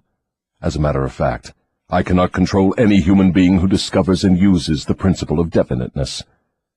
Is the habit of definiteness a permanent protection against your control? No, not by any means. Definiteness closes the door of one's mind to me only as long as that person follows the principle as a matter of policy. Once any person hesitates, procrastinates, or becomes indefinite about anything, he is just one step removed from my control. What has definiteness to do with one's material circumstances? I want to know if one may acquire power through definiteness of purpose without inviting destruction through the law of compensation. Your question limits my illustrations because there are so few people in the world who understand, and there have been so few in the past who understood, how to use definiteness of purpose without attracting to themselves the negative application of the law of compensation. Here you are forcing me to disclose one of my most prized tricks. I am bound to tell you that I eventually reclaim for my cause all who escape me temporarily through definiteness of purpose. The reclamation is made by filling the mind with greed for power and the love of egotistical expression, until the individual falls into the habit of violating the rights of others. Then I step in with the law of compensation and reclaim my victim. So I see from your admission that definiteness of purpose may be dangerous in proportion to its possibility as a power. Is that true? Yes, and what is more important, Every principle of good carries with it the seed of an equivalent danger. That is hard to believe. What danger, for example, can there be in the habit of love of truth? The danger lies in the word habit. All habits, save only that of the love of definiteness of purpose, may lead to the habit of drifting. Love for truth, unless it assumes the proportion of definite pursuit of truth, may become similar to all other good intentions. You know, of course, what I do with good intentions. Is love for one's relatives also dangerous? The love for anything or anyone, save only the love of definiteness of purpose, may become dangerous. Love is a state of mind which beclouds reason, saps willpower, and blinds one to facts and truth. Everyone who becomes self-determining and gains spiritual freedom to think his own thoughts must examine carefully every emotion that seems even remotely related to love. You may be surprised to know that love is one of my most effective baits. With it I lead into the habit of drifting those whom I could attract with nothing else. That is why I have placed it at the head of my list of bribes. Show me what any person loves most, and I will have my cue as to how that person can be induced to drift, until I bind him with hypnotic rhythm. Love and fear combined give me the most effective weapons with which I induce people to drift. One is as helpful to me as the other. Both have the effect of causing people to neglect to develop definiteness in the use of their own minds. Give me control over a person's fears and tell me what he loves most, and you may as well mark that person down as my slave. Both love and fear are emotional forces of such stupendous potency that either may completely set aside the power of will and the power of reason. Without will and reason, there is nothing left to support definiteness of purpose. But, Your Majesty, life would not be worth living if people never felt the emotion of love. Ah, you are right as far as your reasoning goes, but you neglected to add that love should be under one's definite control at all times. Of course, love is a desirable state of mind, but it also is a palliative, which may be used to limit or destroy reason and willpower, both of which rate above love in importance to human beings who want freedom and self-determination. I understand from what you say that people who gain power must harden their emotions, master fear, and subdue love. Is that correct? People who gain and maintain power must become definite in all their thoughts and all their deeds. If that is what you call hard, then they must become hard. Let us look into the sources of advantage of definiteness in the everyday affairs of life. Which is more apt to succeed, a weak plan applied with definiteness, or a sound, strong plan indefinitely applied? Weak plans have a way of becoming strong if definitely applied. You mean that any plan definitely put into continuous action in pursuit of a definite purpose may be successful, even if it is not the best plan? Yes, I mean just that. Definiteness of purpose plus definiteness of plan by which the purpose is to be achieved generally succeeds, no matter how weak the plan may be. The major difference between a sound and an unsound plan is that the sound plan, if definitely applied, may be carried out more quickly than an unsound plan. In other words, if one cannot be always right, one can and should be always definite. Is that what you were trying to get across to me? That is the idea. People who are definite in both their plans and their purposes never accept temporary defeat as being more than an urge to greater effort. You can see for yourself that this sort of policy is bound to win if it is followed with definiteness. Can a person who moves with definiteness of both plan and purpose be always sure of success? No. The best of plans sometimes misfire. But the person who moves with definiteness recognizes the difference between temporary defeat and failure. When plans fail, he substitutes others, but he does not change his purpose. He perseveres. Eventually he finds a plan that succeeds. Will a plan based upon immoral or unjust ends succeed as quickly as one motivated by a keen sense of justice and morality? Through the operation of the law of compensation, everyone reaps that which he sows. Plans based on unjust or immoral motives may bring temporary success, but enduring success must take into consideration the fourth dimension, time. Time is the enemy of immorality and injustice. It is the friend of justice and morality. Failure to recognize this fact has been responsible for the crime wave among the youths of the world. The youthful, inexperienced mind is apt to mistake temporary success for permanency. The youth often makes the mistake of coveting the temporary gains of immoral, unjust plans, but neglects to look ahead and observe the penalties which follow as definitely as night follows day. This is pretty deep stuff, Your Majesty. Let us get back to the discussion of lighter and more concrete subjects that are likely to interest the majority of people. I'm interested in discussing the things that make people happy and miserable, rich and poor, sick and healthy. In brief, I'm interested in everything that can be used by human beings to make life pay satisfactory dividends in return for the effort that one puts into the business of living. Very well, let us be definite. You have my idea. Your Majesty has a tendency to stray off into abstract details which most people can neither understand nor use in the solution of their problems. Could that by any chance be a definite plan of yours to answer my questions with indefinite answers? If that is your plan, it is a slick trick, but it will not work. Go ahead now, and tell me something more of the miseries and failures of human beings growing directly out of indefiniteness. Why not permit me to tell you more of the pleasures and successes of people who understand and apply the principle of definiteness? I observe that sometimes people with definiteness of plan and purpose get what they ask from life, only to find after they get it that they do not want it. What then? Generally, one can get rid of whatever is not wanted by application of the same principle of definiteness with which the thing was acquired. A life that is lived with fullness of peace of mind, contentment, and happiness always divests itself of everything it does not want. Anyone who submits to annoyance by things he does not want is not definite. He is a drifter. What about married people who cease to want each other? Should they separate? Or is it true that all marriages are made in heaven, and the contracting parties are, therefore, forever bound by their bargain, even though it may prove to be a poor one for both? First, let me correct that old saying that all marriages are made in heaven. I know of some which were made on my side of the fence.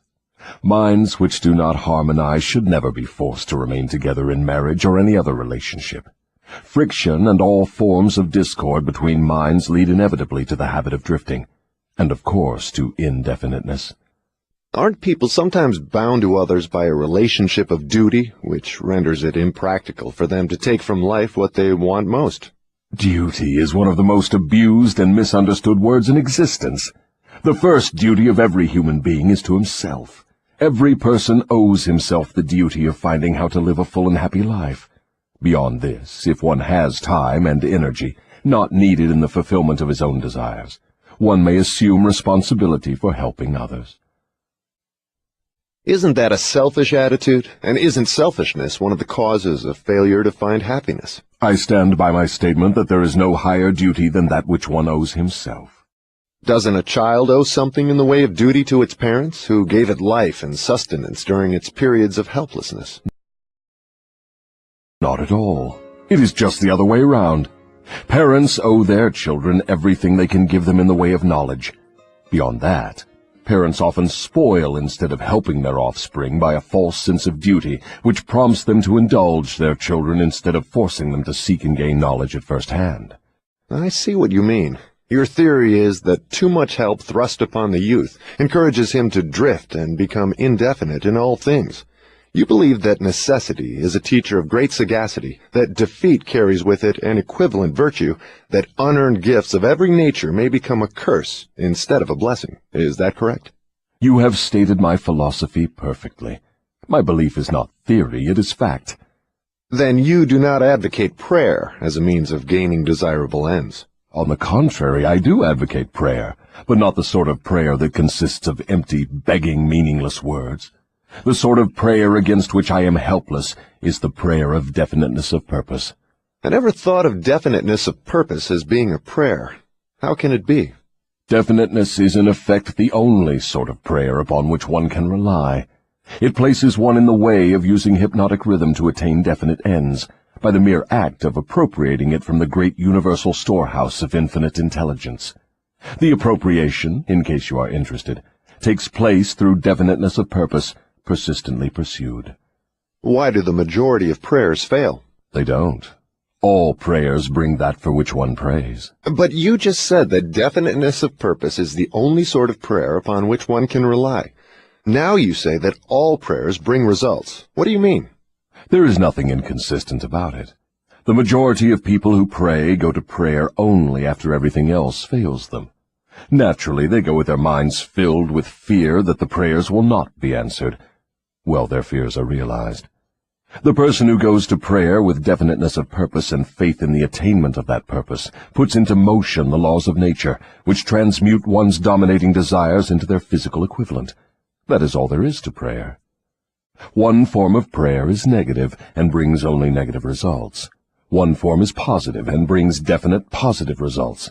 Could anything be more simple? People who whine and beg God to assume responsibility for all their troubles and provide them with all the necessities and luxuries of life are too lazy to create what they want and translate it into existence through the power of their own minds. When you hear a person praying for something that he should procure through his own efforts, you may be sure you are listening to a drifter. Infinite intelligence favors only those who understand and adapt themselves to her laws. She makes no discrimination because of fine character or pleasing personality. These things help people negotiate their way through life more harmoniously with one another. But the source from which prayer is answered is not impressed by fine feathers. Nature's law is, know what you want, adapt yourself to my laws, and you shall have it. Does that harmonize with the teachings of Christ? Perfectly. Also, it harmonizes with the teachings of all truly great philosophers. Is your theory of definiteness in harmony with the philosophy of man of science? Definiteness is the major difference between a scientist and a drifter. Through the principle of definiteness of purpose and plan, the scientist forces nature to hand over her most profound secrets.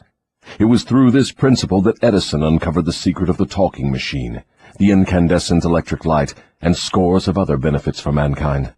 Then I understand that definiteness is the first requisite for success in all earthly undertakings. Is that right? Exactly.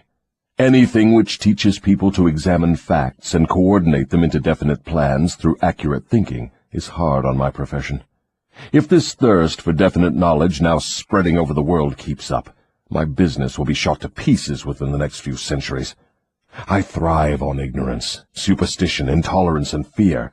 But I cannot stand up under definite knowledge properly organized into definite plans in the minds of people who think for themselves.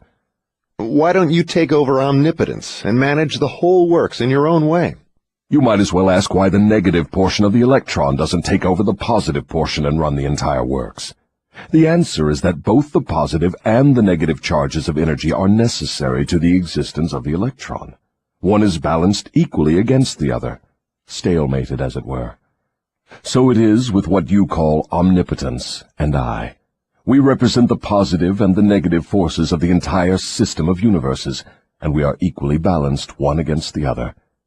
If this power of balance were shifted the slightest degree, the whole system of universes would become quickly reduced to a mass of inert matter. Now you know why I cannot take over the whole show and run it my way. If what you say is true, you have exactly the same power as omnipotence. Is that true? That is correct. My opposition, you call it omnipotence, expresses itself through the forces which you call good, the positive forces of nature. I express myself through the forces you call bad, the negative forces. Both good and bad are coincidental with existence. One is as important as the other. Then the doctrine of predestination is sound. People are born to success or failure, misery or happiness, to be good or bad, and they have nothing to do with this, nor can they modify their natures. Is that your claim? Emphatically not. Every human being has a wide range of choice in both his thoughts and his deeds. Every human being can use his brain for the reception and the expression of positive thoughts, or he can use it for the expression of negative thoughts. His choice in this important matter shapes his entire life. From what you have said, I gather the idea that human beings have more freedom of expression than either you or your opposition. Is that correct? That is true. Omnipotence and I are bound by immutable laws of nature. We cannot express ourselves in any manner not conforming to these laws. Then it is true that man has rights and privileges not available to either omnipotence or the devil. Is that the truth? Yes, that is true. But you might well have added that man is not yet fully awakened to the realization of this potential power. Man still regards himself as something resembling the worms in the dust. when in reality he has more power than all other living things combined. Definiteness of purpose seems to be a panacea for all evils of man. Not that, perhaps, but you may be sure no one ever will become self-determining without it. Why aren't children taught definiteness of purpose in the public schools? For the reason that there is no definite plan or purpose behind any of the school curricula. Children are sent to school to make credits and to learn how to memorize, not to learn what they want of life. What good is a school credit if one cannot convert it into the material and spiritual needs of life? I am only a devil, not an unwinder of riddles.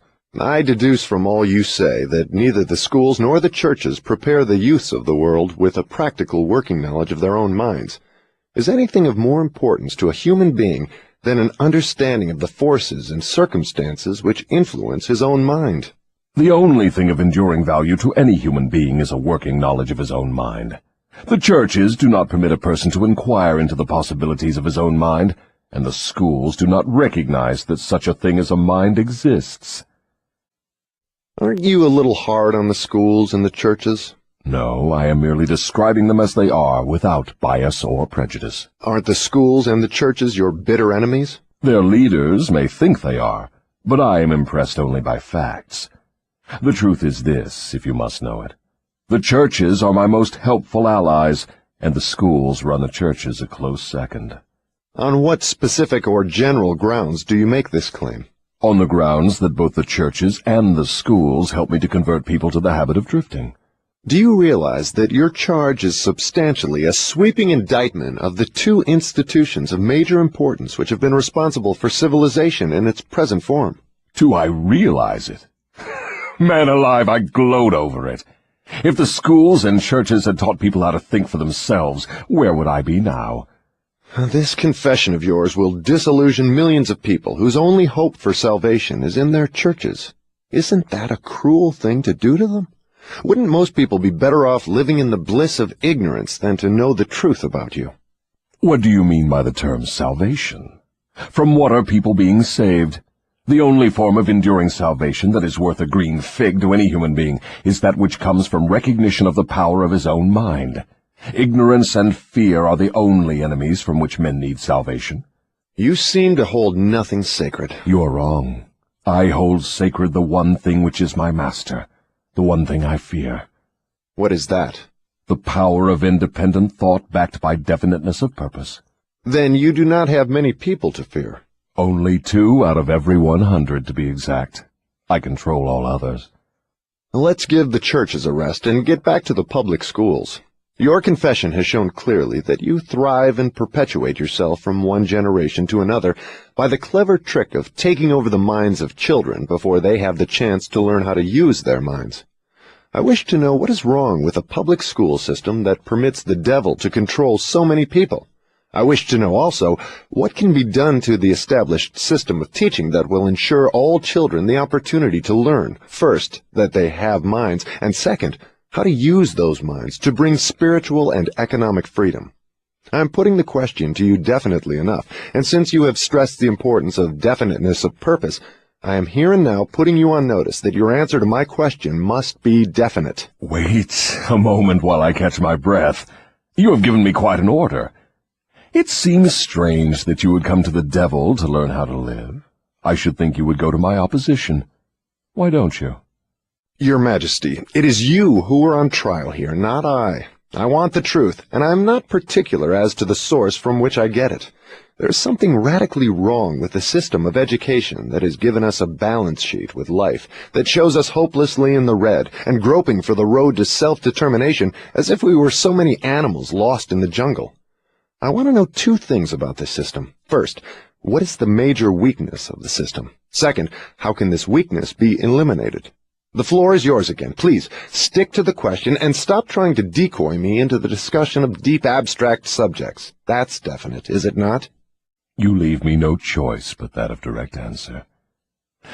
To begin with, the public school system approaches the subject of education from the wrong angle.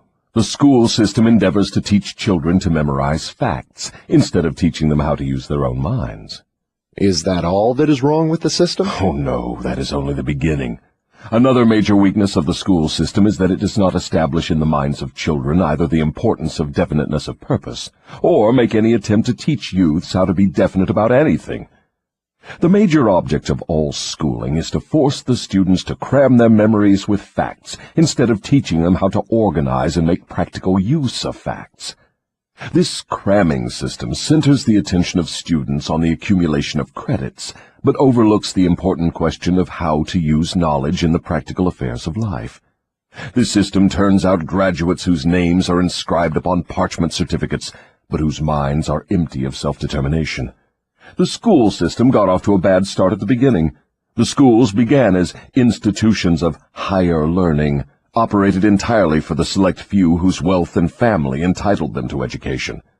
Thus, the entire school system was evolved by beginning at the top and working back down to the bottom. It is no wonder the system neglects to teach children the importance of definiteness of purpose, when the system itself has literally evolved through indefiniteness. What would correct this weakness of the public school system? Let's not complain of the weakness of the system unless we are prepared to offer a practical remedy with which it can be corrected. In other words, while we are discussing the importance of definiteness of plan and purpose, let us take our own medicine and be definite. Why don't you lay off the schools and churches and save yourself plenty of trouble? Don't you know that you are poking your nose into the affairs of the two forces that control the world? Suppose you do show up the schools and the churches as being weak and inadequate for the needs of human beings. What then? With what are you going to replace these two institutions? Stop trying to evade my questions by the old trick of asking a counter-question. I do not propose to replace the schools and churches, but I do propose to find out, if I can, how these organized forces can be modified so that they will serve people instead of keeping them in ignorance. Go ahead now and give me a detailed catalog of all the changes in the public school system which would improve it. So you want the entire catalog, do you? Do you want the suggested changes in the order of their importance? Describe the changes needed, just as they come to you. You are forcing me to commit an act of treason against myself. But here it is.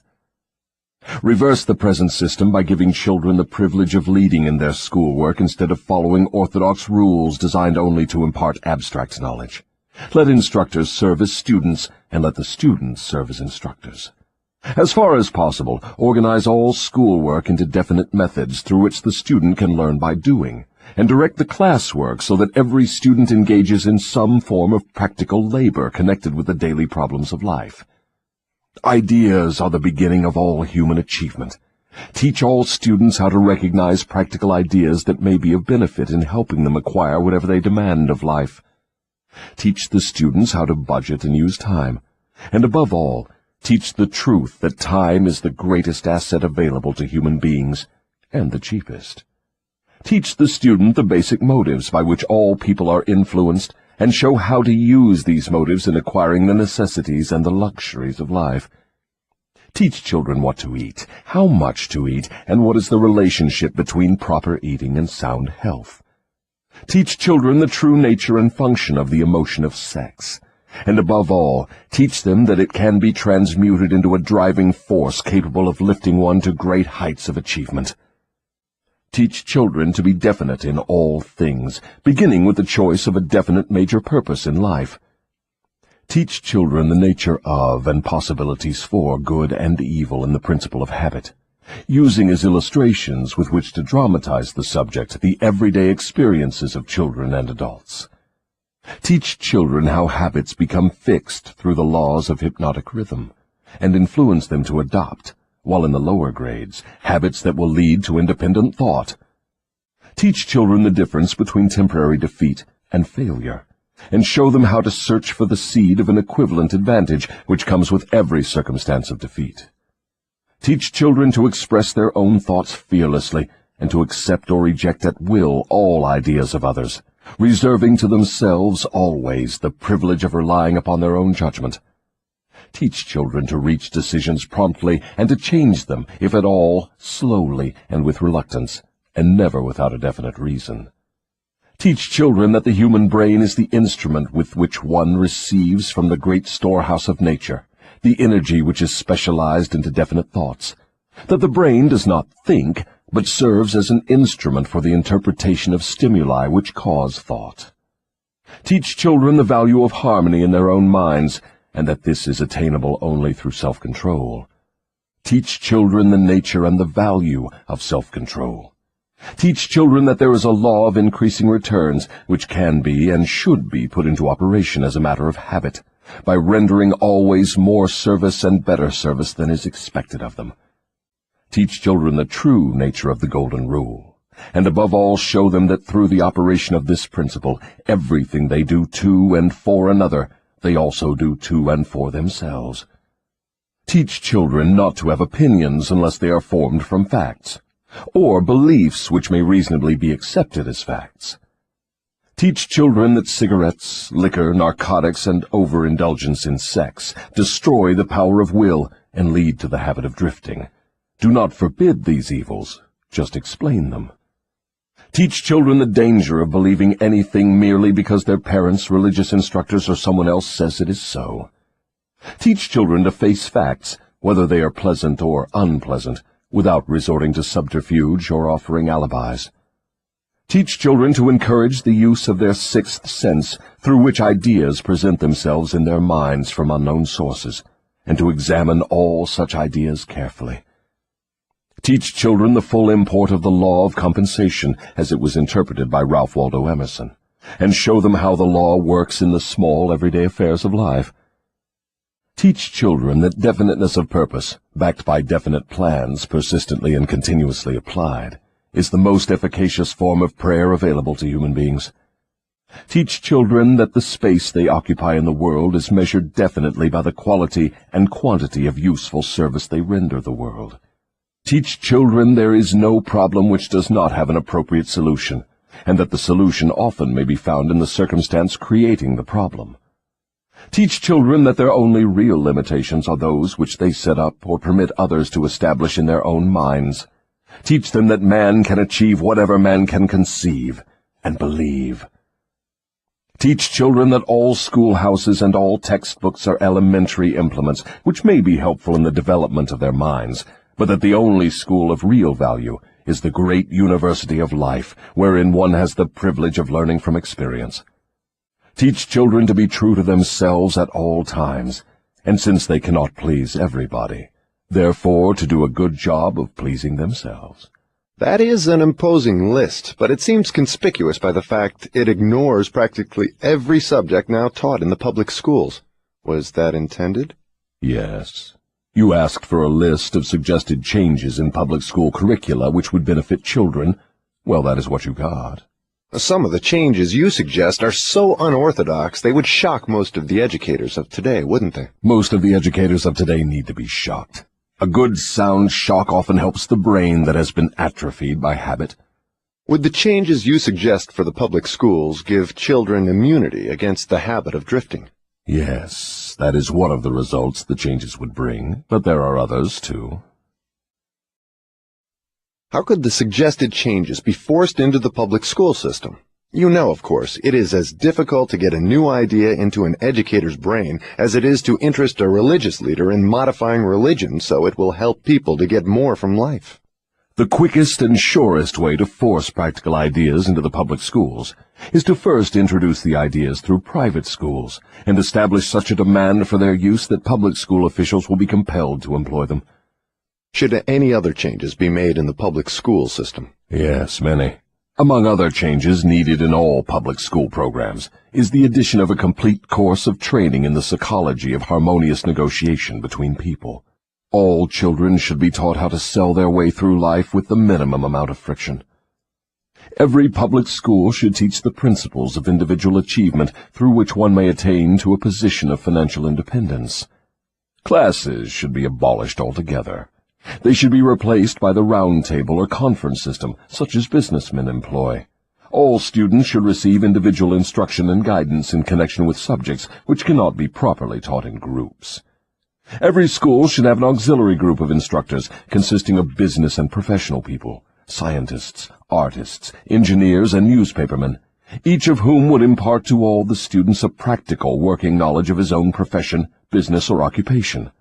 This instruction should be conducted through the conference system, to save the time of the instructors. What you have suggested is, in effect, an auxiliary system of instruction that would give all school children a working knowledge of the practical affairs of life, direct from the original source. Is that the idea? You've stated it correctly.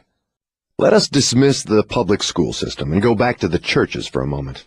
All my life, I have heard clergymen preaching against sin and warning sinners to beware and repent so they could be saved, but I've never heard any of them tell me what sin is. Will you give me some light on this subject? Sin is anything one does or thinks which causes one to be unhappy. Human beings who are in sound physical and spiritual health should be at peace with themselves and always happy. Any form of mental or physical misery indicates the presence of sin. Name some of the common forms of sin. It is a sin to overeat, because that leads to ill health and misery.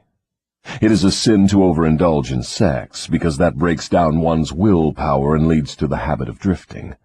It is a sin to permit one's mind to be dominated by negative thoughts of envy, greed, fear, hatred, intolerance, vanity, self-pity, or discouragement, because these states of mind lead to the habit of drifting.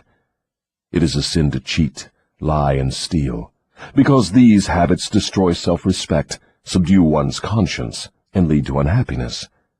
It is a sin to remain in ignorance, because that leads to poverty and loss of self-reliance. It is a sin to accept from life anything one does not want, because that indicates an unpardonable neglect to use the mind. Is it a sin for one to drift through life without definite aim, plan, or purpose? Yes, because this habit leads to poverty and destroys the privilege of self-determination.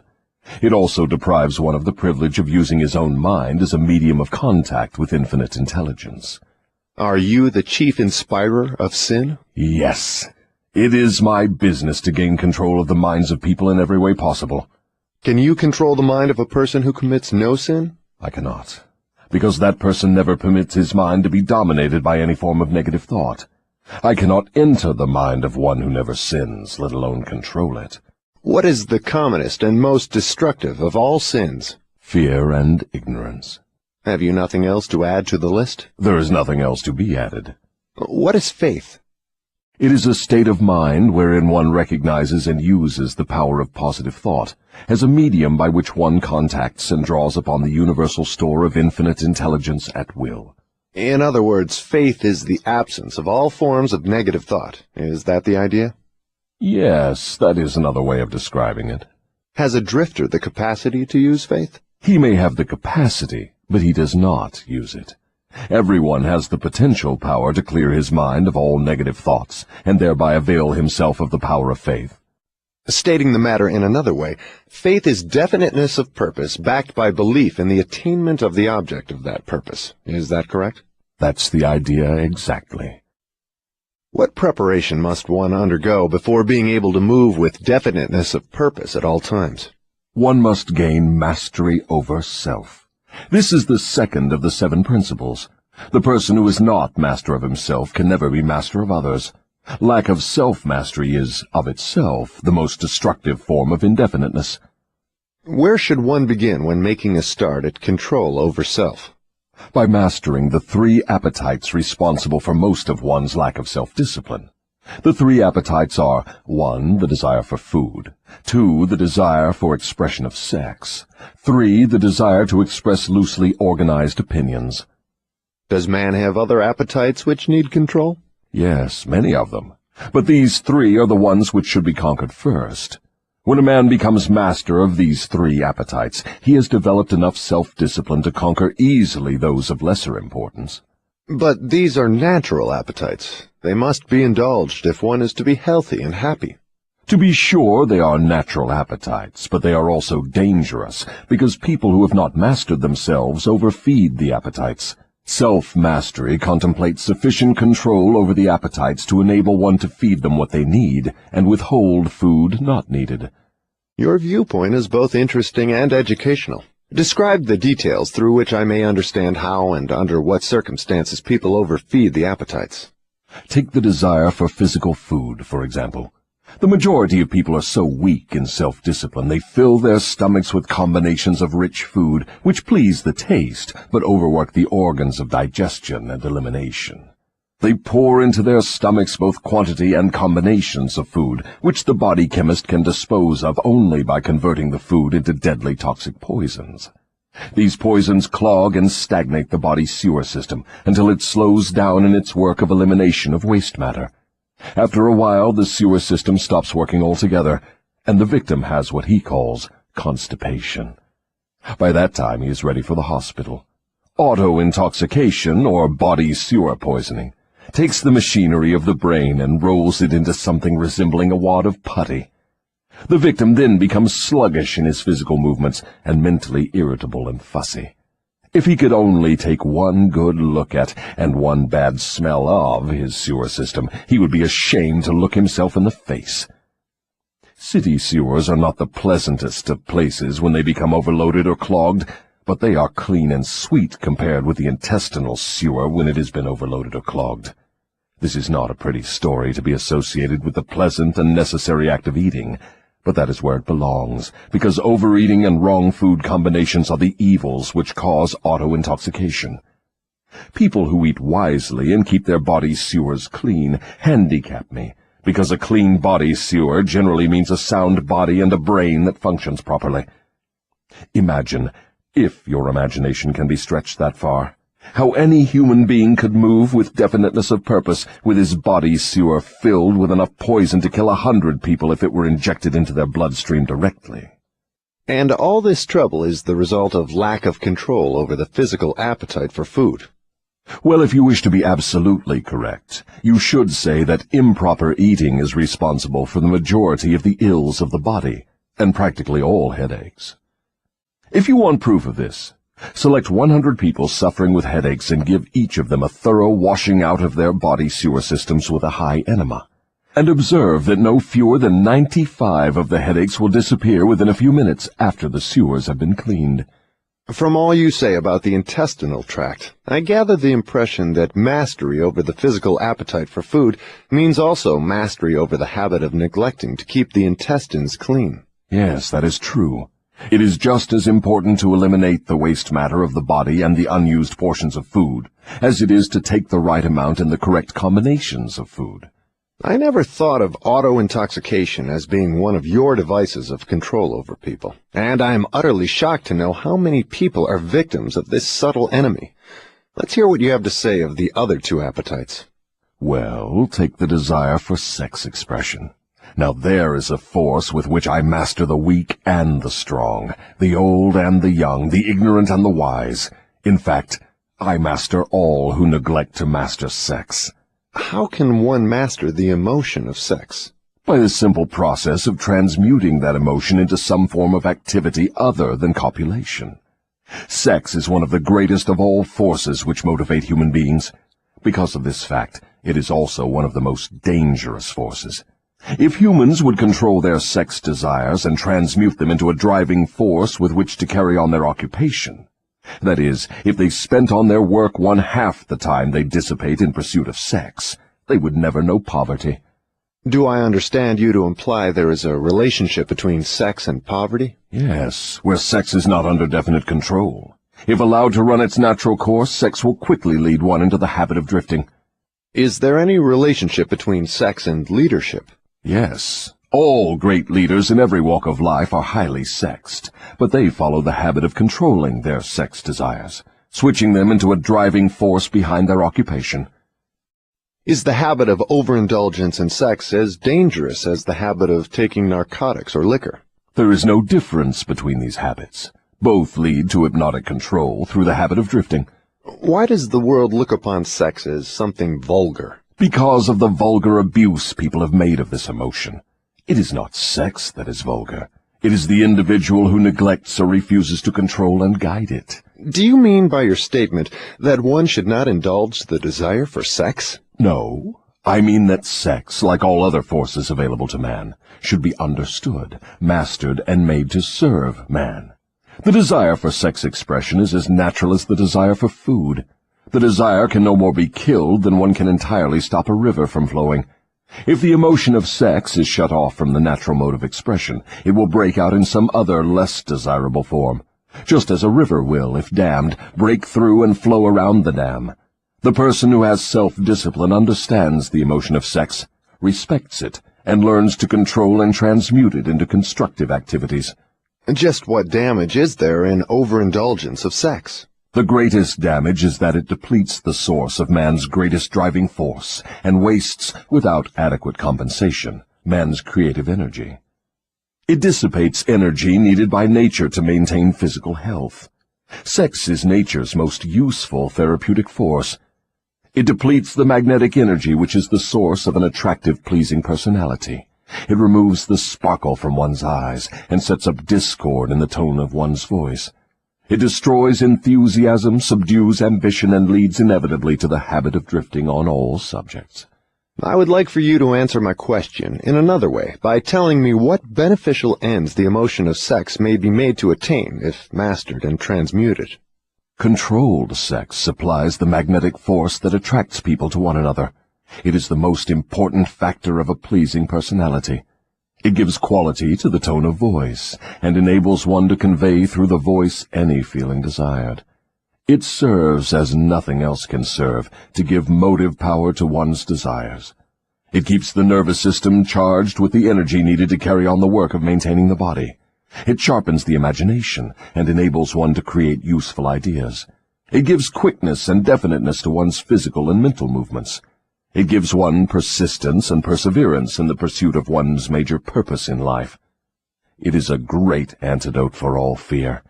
It gives one immunity against discouragement. It helps to master laziness and procrastination. It gives one physical and mental endurance while undergoing any form of opposition or defeat. It gives one the fighting qualities necessary under all circumstances for self-defense. In brief, it makes winners and not quitters. Are those all the advantages you claim for controlled sex energy? No, they are only some of the more important benefits it provides. Perhaps some will believe the greatest of all the virtues of sex is that it is nature's method of perpetuation of all living things. This alone should remove all thought that sex is vulgar. I gather from what you say that the emotion of sex is a virtue, not a fault. It is a virtue when controlled and directed to the attainment of desirable ends. It is a fault when neglected and permitted to lead to acts of lust. Why aren't these truths taught to children by their parents in the public schools? The neglect is due to ignorance of the real nature of sex. It is just as necessary in maintaining health for one to understand and properly use the emotion of sex as it is to keep the body's sewer system clean. Both subjects should be taught in all public schools and all homes where there are children. Wouldn't the majority of parents need instruction on the proper function and use of sex before they could intelligently teach their children? Yes, and so would the public school teachers. What relative position of importance would you give to the need for accurate knowledge on the subject of sex?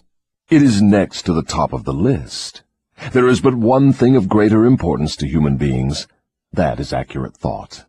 Do I understand you to say that knowledge of the true functions of sex and ability to think accurately are the two things of greatest importance to mankind? That is what I intend you to understand. Accurate thinking comes first because it is the solution to all man's problems, the answer to all his prayers, the source of opulence and all material possessions. Accurate thinking is aided by properly controlled and directed sex emotion, because sex emotion is the same energy as that with which one thinks. It begins with those who desire self-determination sufficiently to be willing to pay its price. No one can be entirely free, spiritually, mentally, physically, and economically, without learning the art of accurate thinking. No one can learn to think accurately without including, as a part of the needed knowledge, information on the control of sex emotion through transmutation. It will be a great surprise to many people to learn there is so close a relationship between thinking and sex emotion. Tell us now about the third appetite, and let's see what it has to do with self-discipline. The habit of expressing loosely organized opinions is one of the most destructive of habits.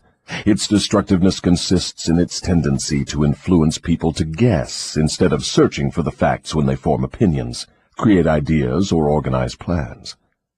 The habit develops a grasshopper mind, one that jumps from one thing to another but never completes anything. And, of course, carelessness in the expression of opinions leads to the habit of drifting.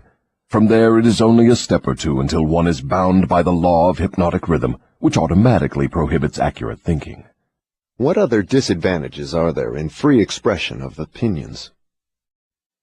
The person who talks too much informs the world of his aims and plans, and gives to others the opportunity to profit by his ideas.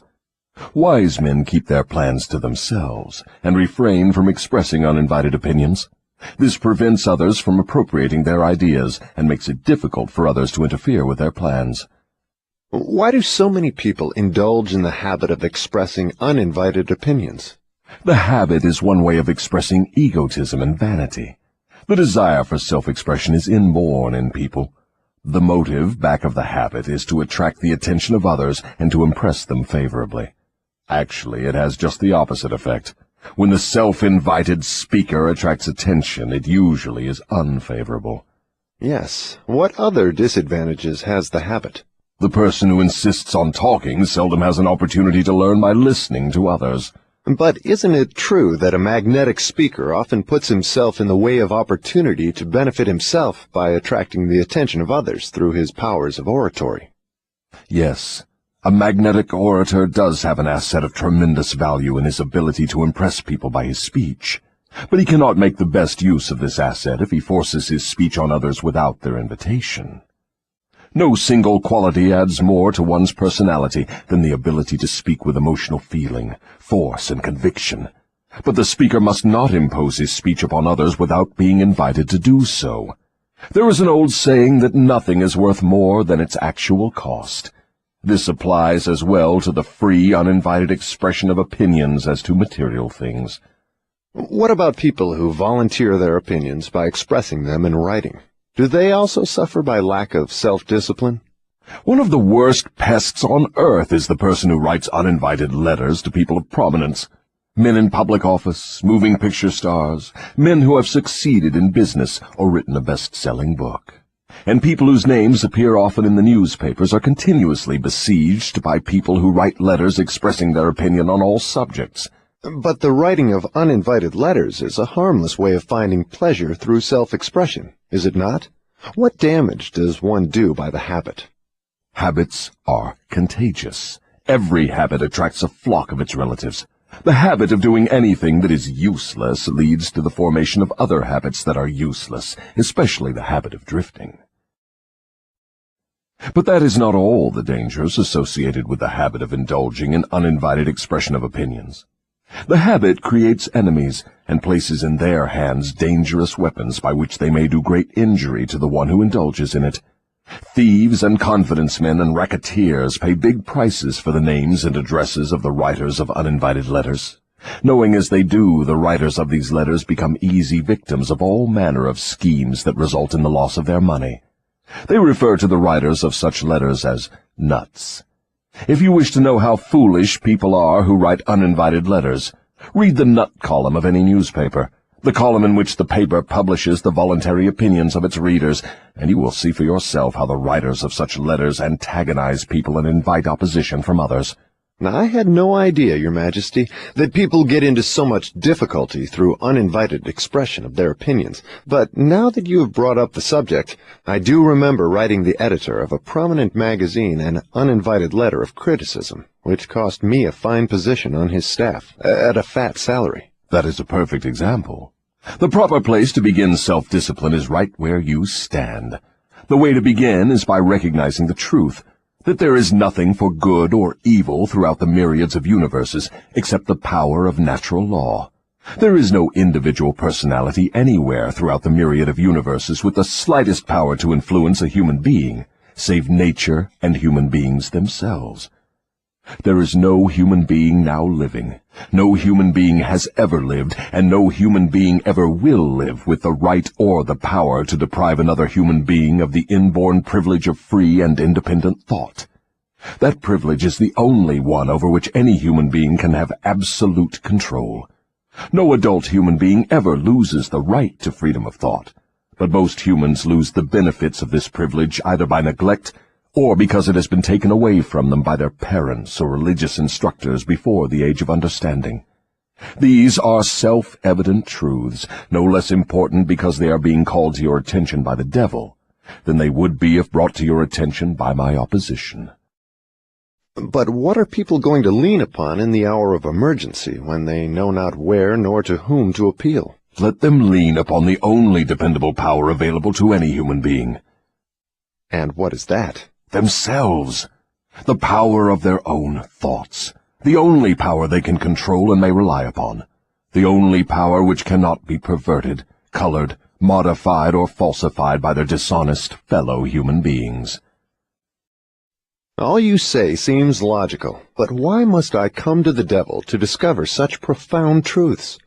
Let's get back to the 7 principles. You've already disclosed enough information to show clearly that the secret of how to break the power of hypnotic rhythm is wrapped in the 7 principles. You have shown, too, that the most important of these principles is self-discipline. Now, go ahead and describe the other 5 principles you have not yet mentioned and indicate what part they play in giving one self-discipline. First, let me summarize that part of my confession we have already covered. I have frankly told you that my 2 most effective devices for mastering human beings are the habit of drifting and the law of hypnotic rhythm.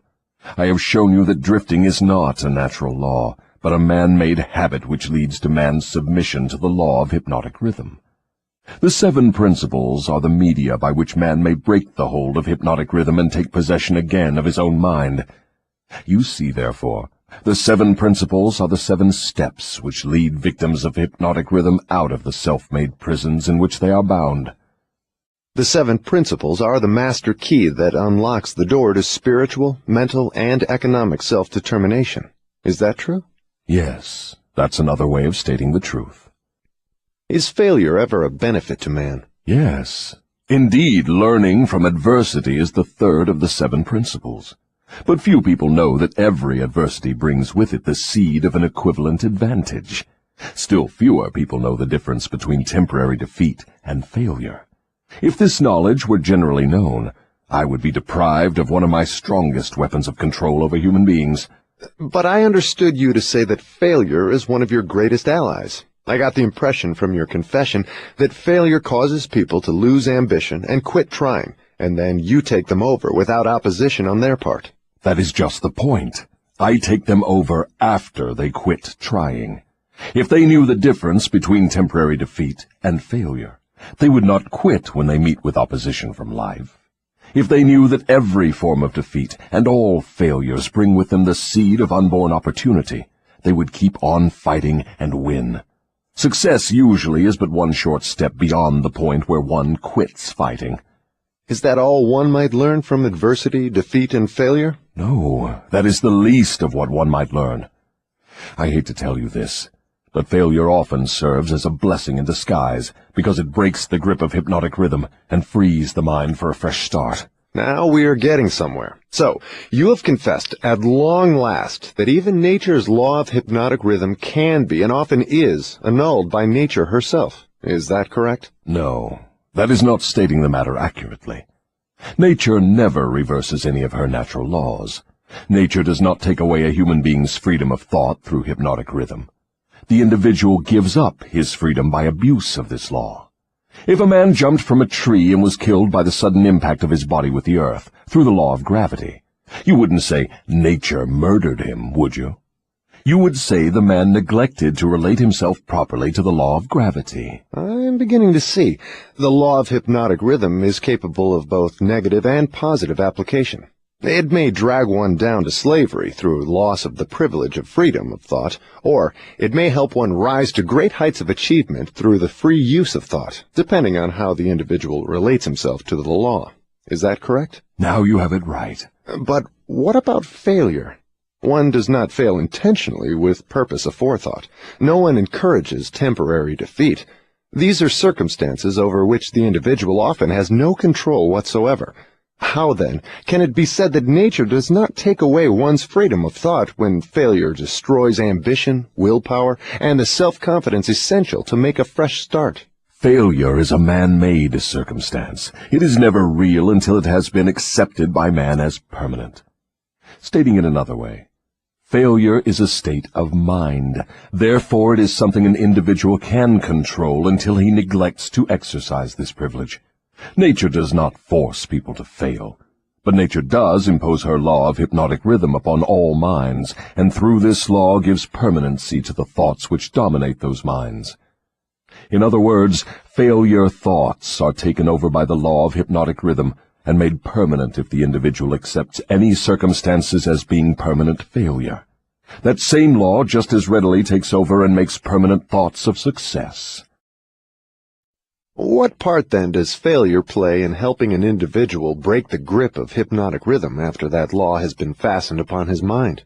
Failure brings a climax in which one has the privilege of clearing his mind of fear and making a new start in another direction. Failure proves conclusively that something is wrong with one's aims or the plans by which the object of these aims is sought. Failure is the dead end of the habit path one has been following, and when it is reached, it forces one to leave that path and take up another, thereby creating a new rhythm. But failure does more than this. It gives an individual an opportunity to test himself, wherein he may learn how much willpower he possesses. Failure also forces people to learn many truths they would never discover without it.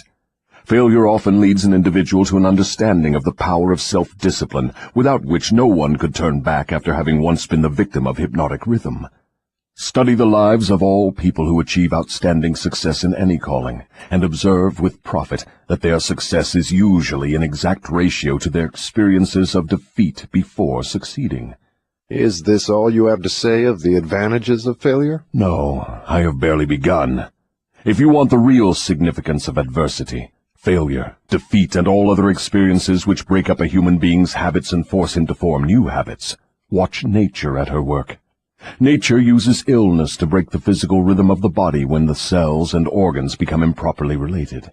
She uses economic depressions to break the rhythm of mass thought when great numbers of people become improperly related, through business, social, and political activities. And she uses failure to break the rhythm of negative thought when an individual becomes improperly related to himself in his own mind.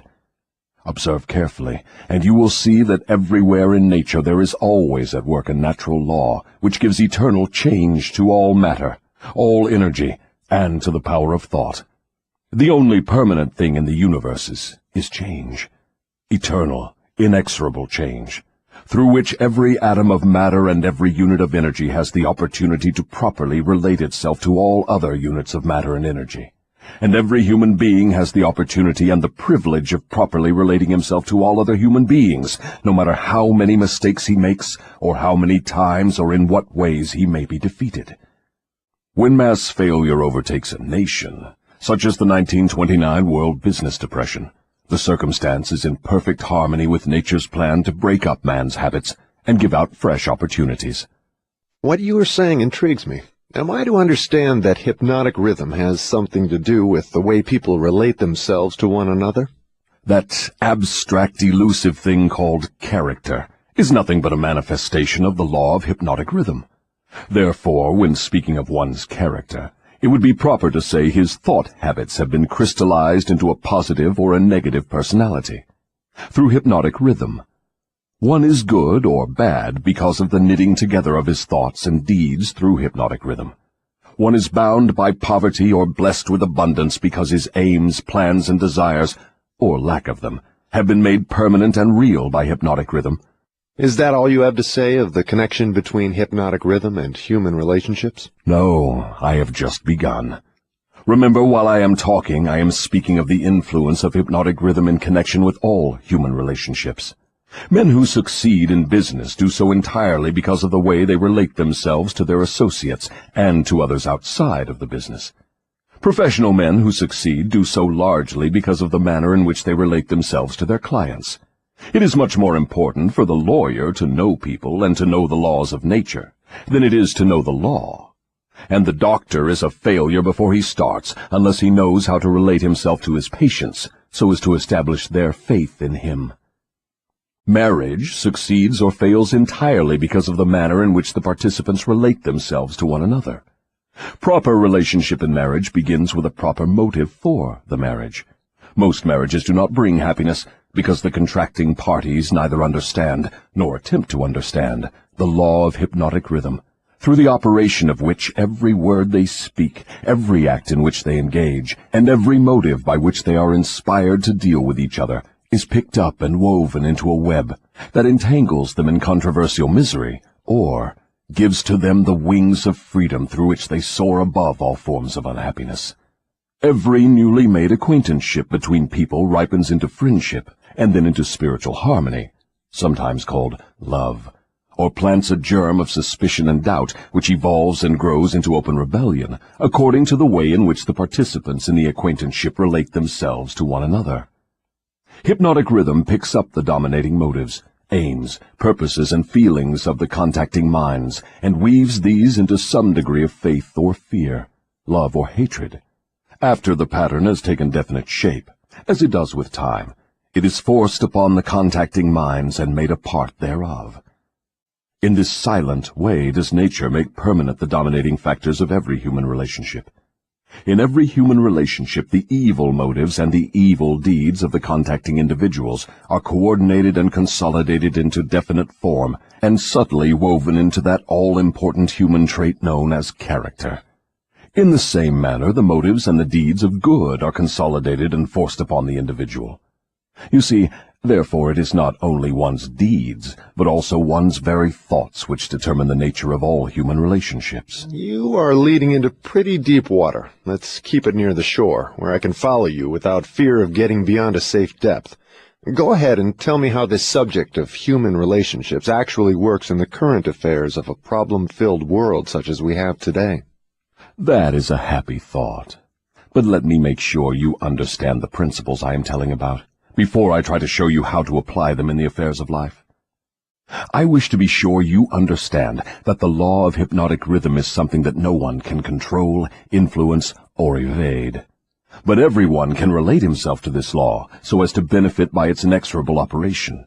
Harmonious relationship with the law consists entirely of the individual changing his habits so they represent the circumstances and the things the individual wants and is willing to accept. No one can change the law of hypnotic rhythm any more than one can change the law of gravity, but everyone can change himself. Remember, therefore, in all the discussion of this subject that all human relationships are made and maintained by the habits of the individuals related. The law of hypnotic rhythm plays only the part of solidifying the factors which constitute human relationships, but it does not create those factors. Before we go further with the discussion of human relationships, I want you to get a clear understanding of the subconscious mind. The term subconscious mind represents a hypothetical physical organ which has no actual existence. The mind of man consists of universal energy, some call it infinite intelligence, which the individual receives, appropriates, and organizes in definite thought forms through the network of intricate physical apparatus known as a brain. These thought forms are replicas of various stimuli which reach the brain through the 5 commonly known physical senses, and the 6th sense, which is not so well known. When any form of stimuli reaches the brain and takes the definite shape of thought, it is classified and stored away in a group of the brain cells known as the memory group. All thoughts of a similar nature are stored together, so that the bringing forth of one leads to easy contact with all its associates. The system is very similar to the modern office filing cabinet, and it is operated in a similar manner. The thought impressions with which one mixes the greatest amount of emotion or feeling are the dominating factors of the brain because they are always near the surface, at the top of the filing system, so to speak, where they spring into action voluntarily the moment an individual neglects to exercise self-discipline. These emotion-laden thoughts are so powerful, they often cause an individual to rush into action and indulge in deeds which have not been submitted to or approved by his reasoning faculty. These emotional outbursts usually destroy harmony in all human relationships. The brain often brings together combinations of emotional feelings so powerful they completely set aside the control of the reasoning faculty. On all such occasions, human relationships are apt to be lacking in harmony. Through the operation of the 6th sense, the brain of a human being may contact the filing cabinet of other brains and inspect at will whatever thought impressions are on file there. The condition under which one person may contact and inspect the filing cabinet of another person's brain is generally known as harmony. But you may better understand what is meant if I say brains attuned to the same rate of thought vibrations can easily and quickly exercise the privilege of entering and inspecting each other's filing cabinets of thoughts. In addition to receiving organized thoughts from the filing cabinets of other brains through the sixth sense, one can, through this same physical organ, contact and receive information from the universal storehouse known as infinite intelligence. All information reaching one's brain through the sixth sense comes from sources not easily isolated or traced. Therefore, this sort of information is generally believed to come from one's subconscious mind. The sixth sense is the organ of the brain through which one receives all information, all knowledge, all thought impressions which do not come through one or more of the 5 physical senses. Now that you understand how the mind operates, you will more easily understand how and why people come to grief through improper human relationships. You will also understand how human relationship may be made to yield riches in their highest form, riches in material, mental, and spiritual estates.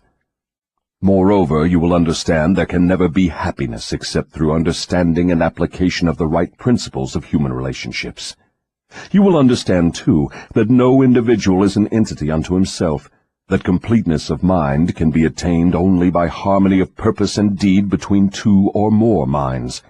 You will understand why every human being should, of his own choice, become his brother's keeper in fact, as well as in theory. What you say may be true, but I still insist that you have me beyond safe depths of thought. Let us get back nearer to the shore, where I can wade in familiar water. We shall go out into the deeper water after we learn to swim well. We started out to discuss the subject of how to profit by adversity, but it seems we have drifted somewhat afield from that subject. We have detoured, but we have not drifted. The devil never drifts. The detour was necessary in order that you might be prepared to understand the most important part of this entire interview. We are now ready to get back to the discussion of the subject of adversity. Inasmuch as most adversities grow out of improper relationships between people, it seems important to understand how people may become properly related. Naturally, the question arises as to what is a proper relationship between people. The answer is that the proper relationship is one that brings to all connected with it, or affected by it, some form of benefit. What then is an improper relationship? Any relationship between people which damages anyone, or brings any form of misery or unhappiness to any of the individuals. How can improper relationships be corrected? By change of mind of the person causing the improper relationship, or by changing the persons to the relationship. Some minds harmonize naturally, while others just as naturally clash. Successful human relationships, to endure as such, must be formed of minds that naturally harmonize, quite aside from the question of having common interests as a means of bringing them into harmony. When you speak of business leaders who succeed because they know how to pick men, you might more correctly say they succeed because they know how to associate minds which harmonize naturally. Knowing how to pick people successfully for any definite purpose in life is based upon ability to recognize the types of people whose minds naturally harmonize. Stay focused on adversity, if you will. If there are possible benefits to be found through adversity, name some of them. Adversity relieves people of vanity and egotism. It discourages selfishness by proving that no one can succeed without the cooperation of others. Adversity forces an individual to test his mental, physical, and spiritual strength. It thus brings him face to face with his weaknesses and gives him the opportunity to bridge them. Adversity forces one to seek ways and means to definite ends by meditation and introspective thought. This often leads to the discovery and use of the sixth sense through which one may communicate with infinite intelligence. Adversity forces one to recognize the need for intelligence not available except from sources outside of one's own mind. Adversity breaks old habits of thought and gives one an opportunity to form new habits. Therefore, it may serve to break the hold of hypnotic rhythm and change its operation from negative to positive ends. What is the greatest benefit one may receive through adversity? The greatest benefit of adversity is that it may, and generally does, force one to change one's thought habits, thus breaking and redirecting the force of hypnotic rhythm. In other words, failure always is a blessing when it forces one to acquire knowledge or to build habits that lead to the achievement of one's major purpose in life. Is that correct? Yes, and something more. Failure is a blessing when it forces one to depend less upon material forces and more upon spiritual forces. Many human beings discover their other selves, the forces which operate through the power of thought, only after some catastrophe deprives them of the full and free use of their physical bodies. When a man can no longer use his hands and his feet, he usually begins to use his brain. Thus he puts himself in the way of discovering the power of his own mind. What benefits may be derived from the loss of material things, money, for example?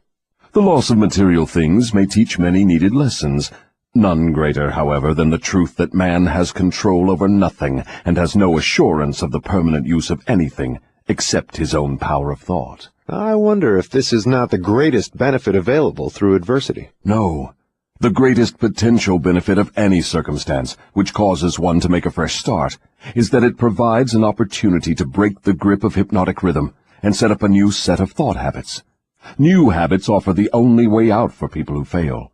Most people who escape from the negative to the positive operation of the law of hypnotic rhythm do so only because of some form of adversity which forces them to change their thought habits.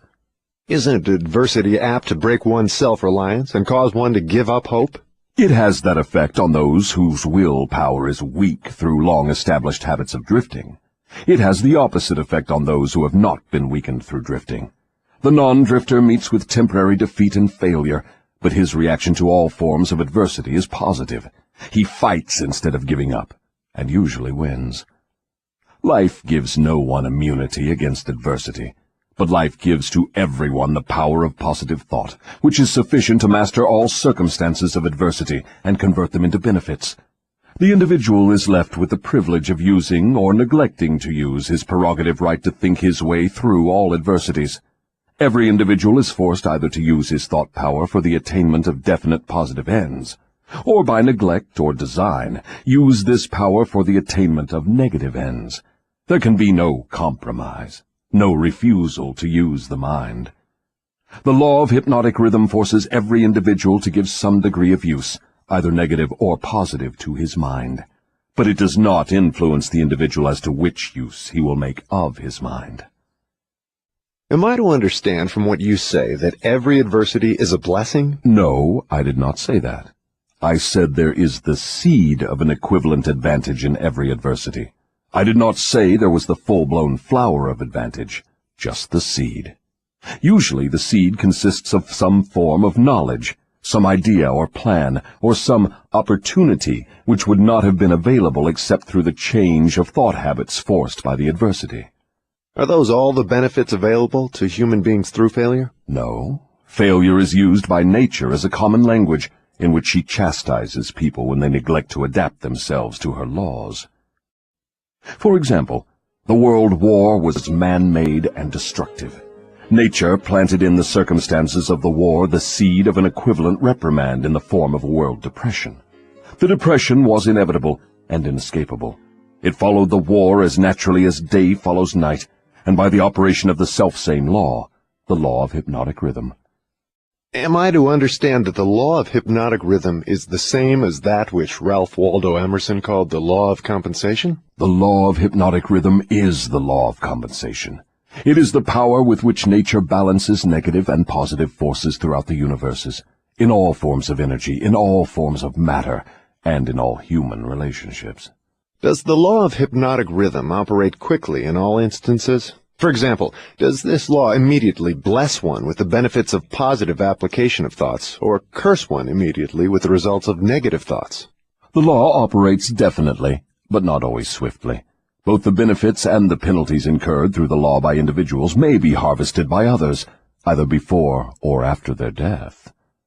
Observe how this law works by forcing upon one generation of people the effects of both the sins and the virtues of preceding generations. In the operation of all of nature's laws, the fourth dimension, time, is an inexorable factor. The length of time consumed by nature in the relation of effects to their causes depends in every instance on the circumstances at hand. Nature grows a pumpkin in 3 months. A good-sized oak tree requires 100 years. She converts a hen's egg into a chicken in 4 weeks, but she requires 9 months to convert the egg of a human being into an individual. I now have a better understanding of the potentialities of adversity and failure. You may go ahead now with your description of the next of the 7 principles. What is your next principle? The next principle is environmental influence. Go ahead and describe the working principle of environmental influences as a determining factor in human destinies. Environment consists of all the mental, spiritual, and physical forces which affect and influence human beings. What connection, if any, is there between environmental influences and hypnotic rhythm? Hypnotic rhythm solidifies and makes permanent the thought habits of human beings. Thought habits are stimulated by environmental influences. In other words, the material on which thoughts are fed comes from one's environment. Thought habits are made permanent by hypnotic rhythm. What is the most important part of one's environment, the part which determines, more than all others, whether an individual makes positive or negative use of his mind? The most important part of one's environment is that created by his association with others. All people absorb and take over, either consciously or unconsciously, the thought habits of those with whom they associate closely. Do you mean by this that constant association with a person whose thought habits are negative influences one to form negative thought habits? Yes. The law of hypnotic rhythm forces every human being to form thought habits which harmonize with the dominating influences of his environment, particularly that part of his environment created by his association with other minds. Then it is important that one select one's close associates with great care. Yes. One's intimate associates should be chosen with as much care as one chooses the food with which he feeds his body, with the object always of associating with people whose dominating thoughts are positive, friendly, and harmonious. Which class of associates has the greatest influence upon one? One's partner in marriage and in the home, and one's associates in his occupation. After that come close friends and acquaintances. Casual acquaintances and strangers have but little influence on one. Why does one's partner in marriage have so great an influence upon one's mind? Because the relationship of marriage brings people under the influence of spiritual forces of such weight that they become dominating forces of the mind. How may environmental influences be used to break the grip of hypnotic rhythm? All influences which establish thought habits are given permanency through the law of hypnotic rhythm. One may change the influences of his environment, so that the dominating influences are either positive or negative, and the law of hypnotic rhythm will make them permanent unless they are changed through one's habits of thought. Stating this truth in another way, one may submit himself to any environmental influence desired, whether positive or negative, and the law of hypnotic rhythm will make the influence permanent when it assumes the magnitude of thought habit. Is that the way the law works? That is correct. Be careful of all forces which inspire thought. Those are the forces which constitute environment and determine the nature of one's earthly destiny. What class of people controls their environmental influences? The non-drifters. All who are victims of the habit of drifting forfeit their power to choose their own environment. They become the victims of every negative influence of their environment. Is there no way out for the drifter? Is there no method by which he may submit himself to the influence of a positive environment? Yes, there is a way out for drifters. They can stop drifting, take possession of their own minds, and choose an environment which inspires positive thought. This they may accomplish through definiteness of purpose. Is that all there is to the act of eliminating the habit of drifting? Is the habit only a state of mind? Drifting is nothing but a negative state of mind, a state of mind conspicuous by its emptiness of purpose. What effective procedure may one follow in establishing an environment most helpful in developing and maintaining positive thought habits? The most effective of all environments is that which may be created by a friendly alliance of a group of people who will obligate themselves to assist one another in achieving the object of some definite purpose. This sort of an alliance is known as a mastermind. Through its operation, one may associate himself with carefully chosen individuals, each of whom brings to the alliance some knowledge, experience, education, plan, or idea suited to his needs in carrying out the object of his definite purpose. The most successful leaders in all walks of life avail themselves of this sort of made-to-order environmental influence. Outstanding achievement is impossible without the friendly cooperation of others. Stating the truth in another way, successful people must control their environment, thereby ensuring themselves against the influence of a negative environment. What of people whose duty to relatives makes it impossible for them to avoid the influence of a negative environment? No human being owes another any degree of duty which robs him of his privilege of building his thought habits in a positive environment. On the other hand, every human being is duty-bound to himself to remove from his environment every influence which even remotely tends to develop negative thought habits. Isn't this a cold-blooded philosophy? Only the strong survive. No one can be strong without removing himself from all influences which develop negative thought habits. Negative thought habits result in the loss of the privilege of self-determination, no matter what or who may cause those habits. Positive thought habits may be controlled by the individual and made to serve his aims and purposes. Negative thought habits control the individual and deprive him of the privilege of self-determination. I deduce from all you have said that those who control the environmental influences out of which their thought habits are built are masters of their earthly destinies, and that all others are mastered by earthly destinies. Is that stating the matter correctly? Perfectly stated. What establishes one's thought habits? All habits are established because of inherent or acquired desires, or motives. That is, habits are begun as the result of some form of definite desire. What takes place in the physical brain while one is forming thought habits? Desires are organized impulses of energy, called thoughts. Desires that are mixed with emotional feeling magnetize the brain cells in which they are stored and prepare those cells to be taken over and directed by the law of hypnotic rhythm. When any thought appears in the brain or is created there, and is mixed with keen emotional feeling of desire, the law of hypnotic rhythm begins at once to translate it into its physical counterpart. Dominating thoughts, which are acted upon first by the law of hypnotic rhythm, are those with which are mixed the strongest desires and the most intense feelings. Thought habits are established by the repetition of the same thoughts. What are the most impelling basic motives or desires which inspire thought action?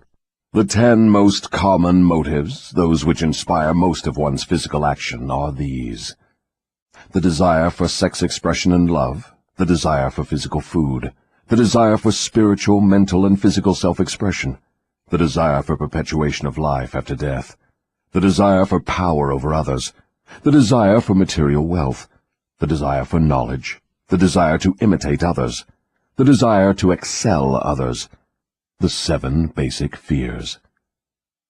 These are the dominating motives which inspire the majority of all human endeavors. What about the negative desires, such as greed, envy, avarice, jealousy, anger? Are these not expressed more often than any of the positive desires? All negative desires are nothing but frustrations of positive desires. They are inspired by some form of defeat, failure, or neglect by human beings to adapt themselves to nature's laws in a positive way. That's a new slant on the subject of negative thoughts. If I correctly understand what you have said, all negative thoughts are inspired by one's neglect or failure to adapt oneself harmoniously to nature's laws. Is that correct? That is exactly correct. Nature will not tolerate idleness or vacuums of any sort. All space must be and is filled with something. Everything in existence, of both a physical and a spiritual nature, must be and is constantly in motion. The human brain is no exception. It was created to receive, organize, specialize, and express the power of thought. When the individual does not use the brain for the expression of positive, creative thoughts, nature fills the vacuum by forcing the brain to act upon negative thoughts. There can be no idleness in the brain. Understand this principle, and you will come into a new and important understanding of the part environmental influences take in the lives of human beings. You will better understand also how the law of hypnotic rhythm operates, it being the law which keeps everything and everyone constantly moving through some form of expression of either negative or positive principles. Nature is not interested in morals as such. She is not interested in right and wrong. She is not interested in justice and injustice. She is interested only in forcing everything to express action according to its nature. That is an enlightening interpretation of nature's ways. To whom may I turn for corroboration of your claims? To men of science, to the philosophers, to all accurate thinkers. Lastly, to the physical manifestations of nature herself. Nature has no such thing as dead matter. Every atom of matter is constantly in a state of motion. All energy is constantly in motion. There are no dead voids anywhere. Time and space are literally manifestations of motion of such swiftness that it cannot be measured by human beings. Alas, one is forced to the conclusion from what you say that the sources of dependable knowledge are shockingly limited. The developed sources of knowledge are limited. Every normal adult human brain is a potential gateway to all the knowledge there is throughout the universes. Every normal adult brain has within its mechanism the possibility of direct communication with infinite intelligence, wherein exists all the knowledge that is or can ever be. Your statement leads me to believe that human beings may become all they have attributed to what they call God. Is that what you mean? Through the law of evolution, the human brain is being perfected to communicate at will with infinite intelligence. The perfection will come through organized development of the brain, through its adaptation to nature's laws. Time is the factor which will bring perfection. What causes cycles of recurring events such as epidemics of disease, business depressions, wars, and crime waves? All such epidemics in which great numbers of people are similarly affected are caused by the law of hypnotic rhythm, through which nature consolidates thoughts of a similar nature and causes those thoughts to be expressed through mass action. Then the Great Depression was put into motion because great numbers of people were influenced to release thoughts of fear. Is that correct? Perfectly. Millions of people were endeavoring to get something for nothing through stock gambling. When they suddenly discovered they had gotten nothing for something, they became frightened, rushed to their banks to draw out their balances, and the panic was on. Through mass thought of millions of minds, all thinking in terms of fear of poverty, the depression was prolonged over a period of years. From what you say, I deduce that nature consolidates the dominating thoughts of people and expresses these thoughts through some form of mass action, such as business depressions, business booms, and so on. Is that correct? You have the right idea. Let us now take up the next of the 7 principles. Go ahead and describe it. The next principle is time, the 4th dimension. What relationship is there between time and the operation of the law of hypnotic rhythm? Time is the law of hypnotic rhythm. The lapse of time required to give permanency to thought habits depends upon the object and the nature of the thoughts. But I understood you to say that the only enduring thing in nature is change. If that is true, then time is constantly changing, rearranging, and recombining all things, including one's thought habits. How then could the law of hypnotic rhythm give permanency to one's thought habits? Time divides all thought habits into 2 classes, negative thoughts and positive thoughts. One's individual thoughts are, of course, constantly changing and being recombined to suit the individual's desires. But thoughts do not change from negative to positive, or vice versa, except through voluntary effort on the part of the individual. Time penalizes the individual for all negative thoughts, and rewards him for all positive thoughts, according to the nature and purpose of the thoughts. If one's dominating thoughts are negative, time penalizes the individual by building in his mind the habit of negative thinking, and then proceeds to solidify this habit into permanency every second of its existence. Positive thoughts are, likewise, woven by time into permanent habits. The term permanency, of course, refers to the natural life of the individual. In the strict sense of the term, nothing is permanent. Time converts thought habits into what might be called permanency during the life of the individual. Now I have a better understanding of how time works. What other characteristics has time in connection with the earthly destiny of human beings? Time is nature's seasoning influence through which human experience may be ripened into wisdom. People are not born with wisdom, but they are born with the capacity to think, and they may, through the lapse of time, think their way into wisdom. Do youths ever possess wisdom? Only in very elementary matters. Wisdom comes only through the lapse of time. It cannot be inherited, and it cannot be imparted from one person to another except through the lapse of time. Does the lapse of time force an individual to acquire wisdom? No. Wisdom comes only to non-drifters who form positive thought habits as a dominating force in their lives. Drifters and those whose dominating thoughts are negative never acquire wisdom except of a very elementary nature. From what you say, I infer that time is the friend of the person who trains his mind to follow positive thought habits, and the enemy of the person who drifts into negative thought habits. Is that correct? That is precisely true. All people can be classified as drifters and non-drifters. Drifters are always at the mercy of the non-drifters, and time makes this relationship permanent. Do you mean that if I drift along through life without definite aim or purpose, the non-drifter may become my master, and time only serves to give the non-drifter a stronger and more permanent grip upon me? That is stating the truth exactly. What is wisdom?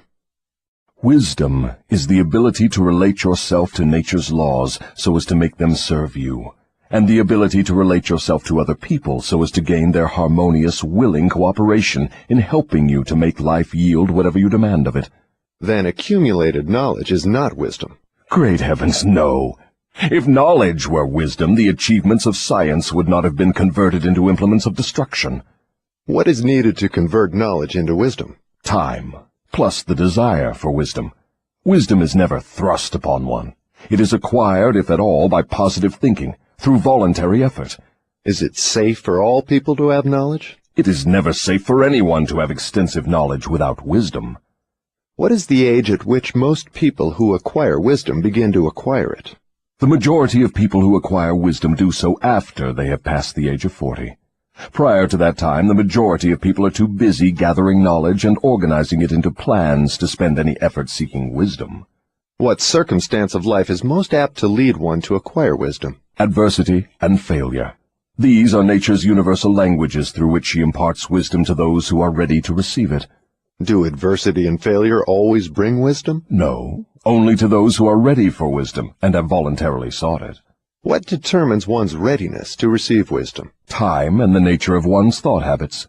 Is newly acquired knowledge the same as time-tested knowledge? No. Knowledge tested through the lapse of time always is superior to that which has been newly acquired. Time gives to knowledge definiteness in both quality and quantity, and dependability. One can never be sure of knowledge that has not been tested. What is dependable knowledge? It is knowledge which harmonizes with natural law, which means that it is based upon positive thought. Does time modify and alter the values of knowledge? Yes, time modifies and alters all values. That which is accurate knowledge today may become null and void tomorrow because of time's rearrangement of facts and values. Time modifies all human relationships for better or for worse, depending upon the policy through which people relate themselves to one another. In the realm of thought there is a time when it is proper to sow the seeds of thought, and there is a proper time to reap the harvest of those thoughts, the same as there is a time to sow and a time to reap from the soil of the earth. Without the proper measurement of time between the sowing and the reaping, nature modifies or withholds the rewards of the sowing. Go ahead now and describe the last two of the 7 principles. The next principle is harmony. Throughout nature one may find evidences that all natural law moves in an orderly manner, through the law of harmony. Through the operation of this law, nature forces everything within the range of a given environment to become harmoniously related. Understand this truth, and you will catch a new and a more intriguing vision of the power of environment. You will understand why association with negative minds is fatal to those seeking self-determination. Do you mean that nature voluntarily forces human beings to harmonize with the influences of their environment? Yes, that is true. The law of hypnotic rhythm forces upon every living thing the dominating influences of the environment in which it exists. If nature forces human beings to take on the nature of the environment in which they live, what means of escape are available to people who find themselves in an environment of poverty and failure, but desire to escape? They must change their environment or remain poverty-stricken. Nature permits no one to escape the influences of his environment. However, nature, in her abundance of wisdom, has given to every normal human being the privilege of establishing his own mental, spiritual, and physical environment. But once he establishes it, he must become a part of it. This is the inexorable working of the law of harmony. In a business association, for example, who establishes the dominating influence that determines the rhythm of the environment? The individual or individuals who think and act with definiteness of purpose. Is it as simple as that? Yes. Definiteness of purpose is the starting point from which an individual may establish his own environment. I do not seem to follow your reasoning. The entire world is torn with warfare and business depressions and other forms of strife which represent about everything except harmony. Nature does not seem to be forcing people to harmonize with one another. How do you explain this inconsistency? There is no inconsistency. The dominating influences of the world are, as you say, negative. Very well, nature is forcing human beings to harmonize with the dominating influences of the world environment. Manifestations of harmony may be either positive or negative. For example, a group of men in prison may, and they generally do, think and act in a negative manner. But nature sees to it that the dominating influence of the prison is impressed upon every individual in it. A group of poverty-stricken people in a tenement house may fight among themselves and apparently resist all forms of harmony. But nature forces each of them to become a part of the dominating influence of the house in which they live. Harmony, in the sense it is here used, means that nature relates everything throughout the universe as to every other thing of a similar nature. Negative influences are forced into association with one another, no matter where they may be. Positive influences are just as definitely forced into association with one another. I'm beginning to see why successful business leaders are so careful in the choice of their business associates. Men who succeed in any calling usually establish their own environment by surrounding themselves with people who think and act in terms of success. Is that the idea? That is the idea exactly. Observe, with profit, that the one thing all successful men insist upon is harmony among their business associates. Another trait of successful people is that they move with definiteness of purpose and insist upon their associates doing the same. Understand these two truths, and you understand the major difference between a Henry Ford and a day laborer. Now, tell me about the last of the 7 principles. The last principle is caution.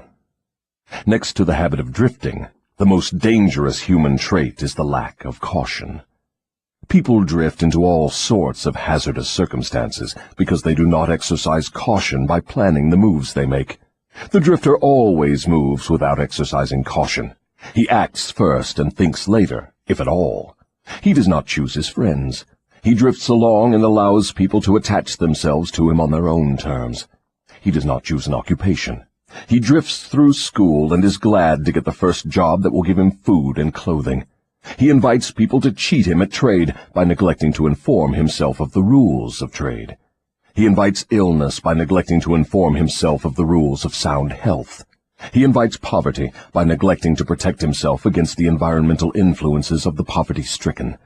He invites failure at every step he takes by neglecting to exercise the caution to observe what causes people to fail.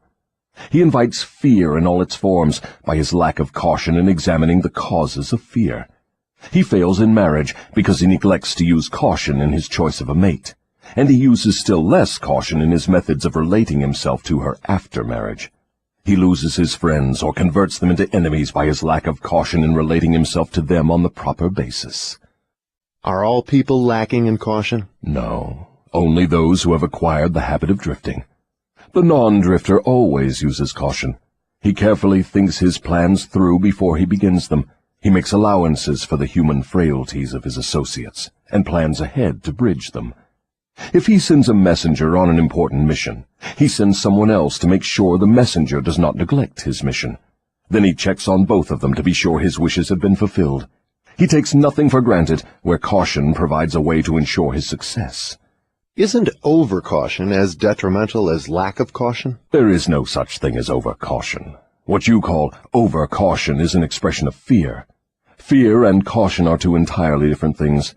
Don't people mistake fear for over-caution? Yes, that does sometimes happen. But the majority of people create for themselves far more disastrous hazards by total lack of the habit of caution than by over-caution. In what way may caution be used most advantageously? In the selection of one's associates, and in one's method of relating oneself to associates. The reason for this is obvious. One's associates constitute the most important part of one's environment, and environmental influences determine whether one forms the habit of drifting, or becomes a non-drifter. The person who exercises due caution in the choice of associates never allows himself to be closely associated with any person who does not bring to him, through the association, some definite mental, spiritual, or economic benefit. Isn't that method of choosing associates selfish? It is sensible, and leads to self-determination. It is the desire of every normal person to find material success and happiness. Nothing contributes more to one's success and happiness than carefully chosen associates. Caution in the selection of associates becomes, therefore, the duty of every person who wishes to become happy and successful. The drifter allows his closest associates to attach themselves to him on their own terms. The non-drifter carefully selects his associates and allows no one to become closely associated with him unless that person contributes some form of helpful influence or bestows some definite benefit. It never occurred to me that caution in the selection of friends had so definite a bearing on one's success or failure. Do all successful people exercise caution in the selection of all their associates, whether in business, social, or professional relationships? Without the exercise of caution in the choice of all associates, no one may be certain of success in any calling. On the other hand, lack of exercise of caution brings almost certain defeat in whatever one undertakes. Summary. 3 things connected with my interview with the devil interest me most. These 3 factors interest me because they have been the most important influences in my own life, a fact which any listener of my story can easily discern. The 3 important factors are the habit of drifting, the law of hypnotic rhythm through which all habits are made permanent, and the element of time. Here is a trio of forces which hold inviolate the destinies of all men. The 3 take on a new and more important meaning when they are grouped and studied as a combined force.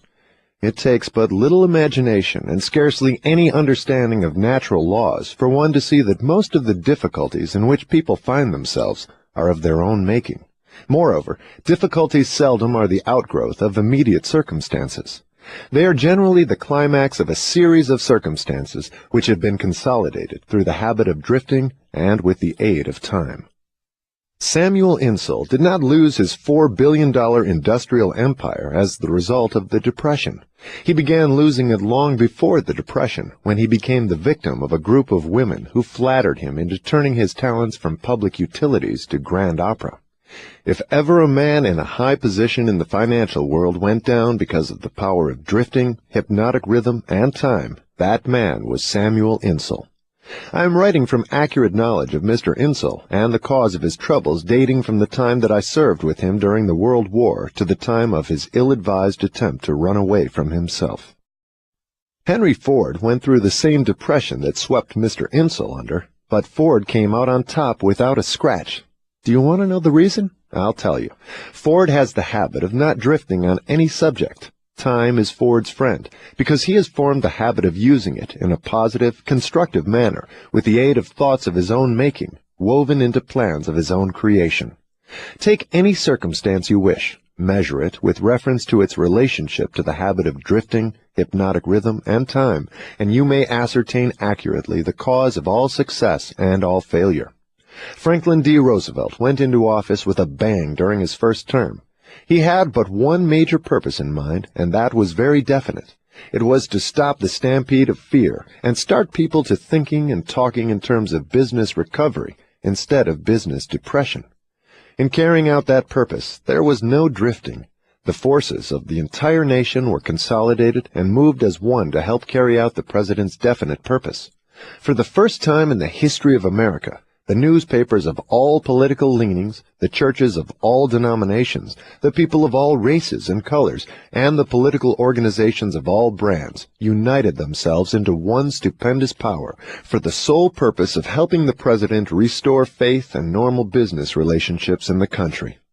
In a conference held between the president and a group of emergency advisors a few days after he went into office, I asked him what was his major problem. He replied, "It is not a question of majors and minors. We have but one problem, and that is to stop fear and supplant it with faith."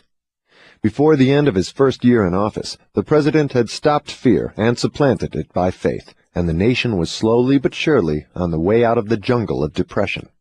By the end of his first term, mark well the element of lapse of time, the president had so effectively consolidated the forces of American business and private life that he had an entire nation in back of him, ready, willing, and enthusiastically desirous of following his lead, no matter which way he went. These are facts well known to everyone who reads newspapers or listens to the radio. Then came another presidential election and the opportunity for the people to express their faith in their leader. They expressed it in a landslide without precedent in American politics, and the president went into office a second time with an almost unanimous electorate vote, with only 2 states meekly dissenting. Now observe how the wheel of life began to reverse itself and turn back in the other direction. The president changed his policy from definiteness of purpose to indefiniteness and drifting. His change of policy split the powerful labor group and turned more than half of it against him. It split the almost solid following he held in both houses of Congress, and more important than all this, it split the American people into pro- and anti-groups, with the result that about all the president had left of his original political assets was his $1,000,000 smile and his ready handshake. Obviously not enough to enable him to regain the power he once wielded in American life. Here, then, we have an excellent example of a man who skyrocketed to great power through definiteness of purpose and belly flop to the starting point by his habit of drifting. In both his rise and his fall can be seen clearly the operation of the principles of drifting and non-drifting reaching a climax through the power of hypnotic rhythm and time. All my life, the devil had a dramatic story to tell of his dealings with me. He saw me drift in and out of scores of business opportunities for which many would have given a king's ransom. He saw me drifting in my policy of relating myself to others, particularly in my lack of caution in business dealings. The circumstance which saved me from fatal control of the law of hypnotic rhythm was the definiteness of purpose with which, at long last, I dedicated my entire life to the organization of a philosophy of individual achievement. I drifted at one time or another on all my minor whims and endeavors, but my drifting was offset by my major purpose, which was sufficient to restore my courage and start me once more in the quest of knowledge every time I was defeated in connection with my minor aims. I learned something of the hazardous nature of the habit of drifting while engaged in analyzing more than 25,000 people in connection with the organization of the law of success. These analyses showed that only 2 out of every 100 have a definite major aim in life. The other 98 were caught by the habit of drifting. It seems more than a coincidence that my analyses clearly corroborated the devil's claim that he controls 98 out of every 100 people because of their habit of drifting. Looking back over my own career, I can see clearly that I could have avoided the majority of the temporary defeats with which I met if I had been definitely following a plan for the attainment of my major purpose in life. From my experience in having analyzed the problems of more than 5,000 families, I know definitely that the majority of married people who get out of harmony with each other do so because of the accumulation of a great number of little circumstances in their married relationship, which could have been cleared up and disposed of as they arose if there had been a definite policy to do so. They do not live their married life with definiteness of purpose. So the story has gone, all back down the ages. The man with the most definite plan and purpose and the most power rides on to victory. The others scurry for cover and get crushed under the heels of those who are more determined. The answer is not hard to find. There is no use looking toward high heaven for it. For my part, I would prefer to seek the answer from the devil, for he would tell me quickly enough that victory goes to the people who know what they want and are determined to have it. They have mastered the habit of drifting. They have definite policies, definite plans, and definite objectives. Their opposition, which may outnumber them very greatly, has no chance against them, because the opposition has no plan, no purpose, no policy, except that of drifting along, hoping that something may turn up to help them. In those 3 brief sentences, you have the sum and the substance of the difference between success and failure, power and lack of it. We come now near to the end of our visit through this book. If we were to try to state in one brief sentence the most important part of that which I have tried to convey through the book, it would be something like this. One's dominating desires can be crystallized into their physical equivalents through definiteness of purpose backed by definiteness of plans, with the aid of nature's law of hypnotic rhythm and time.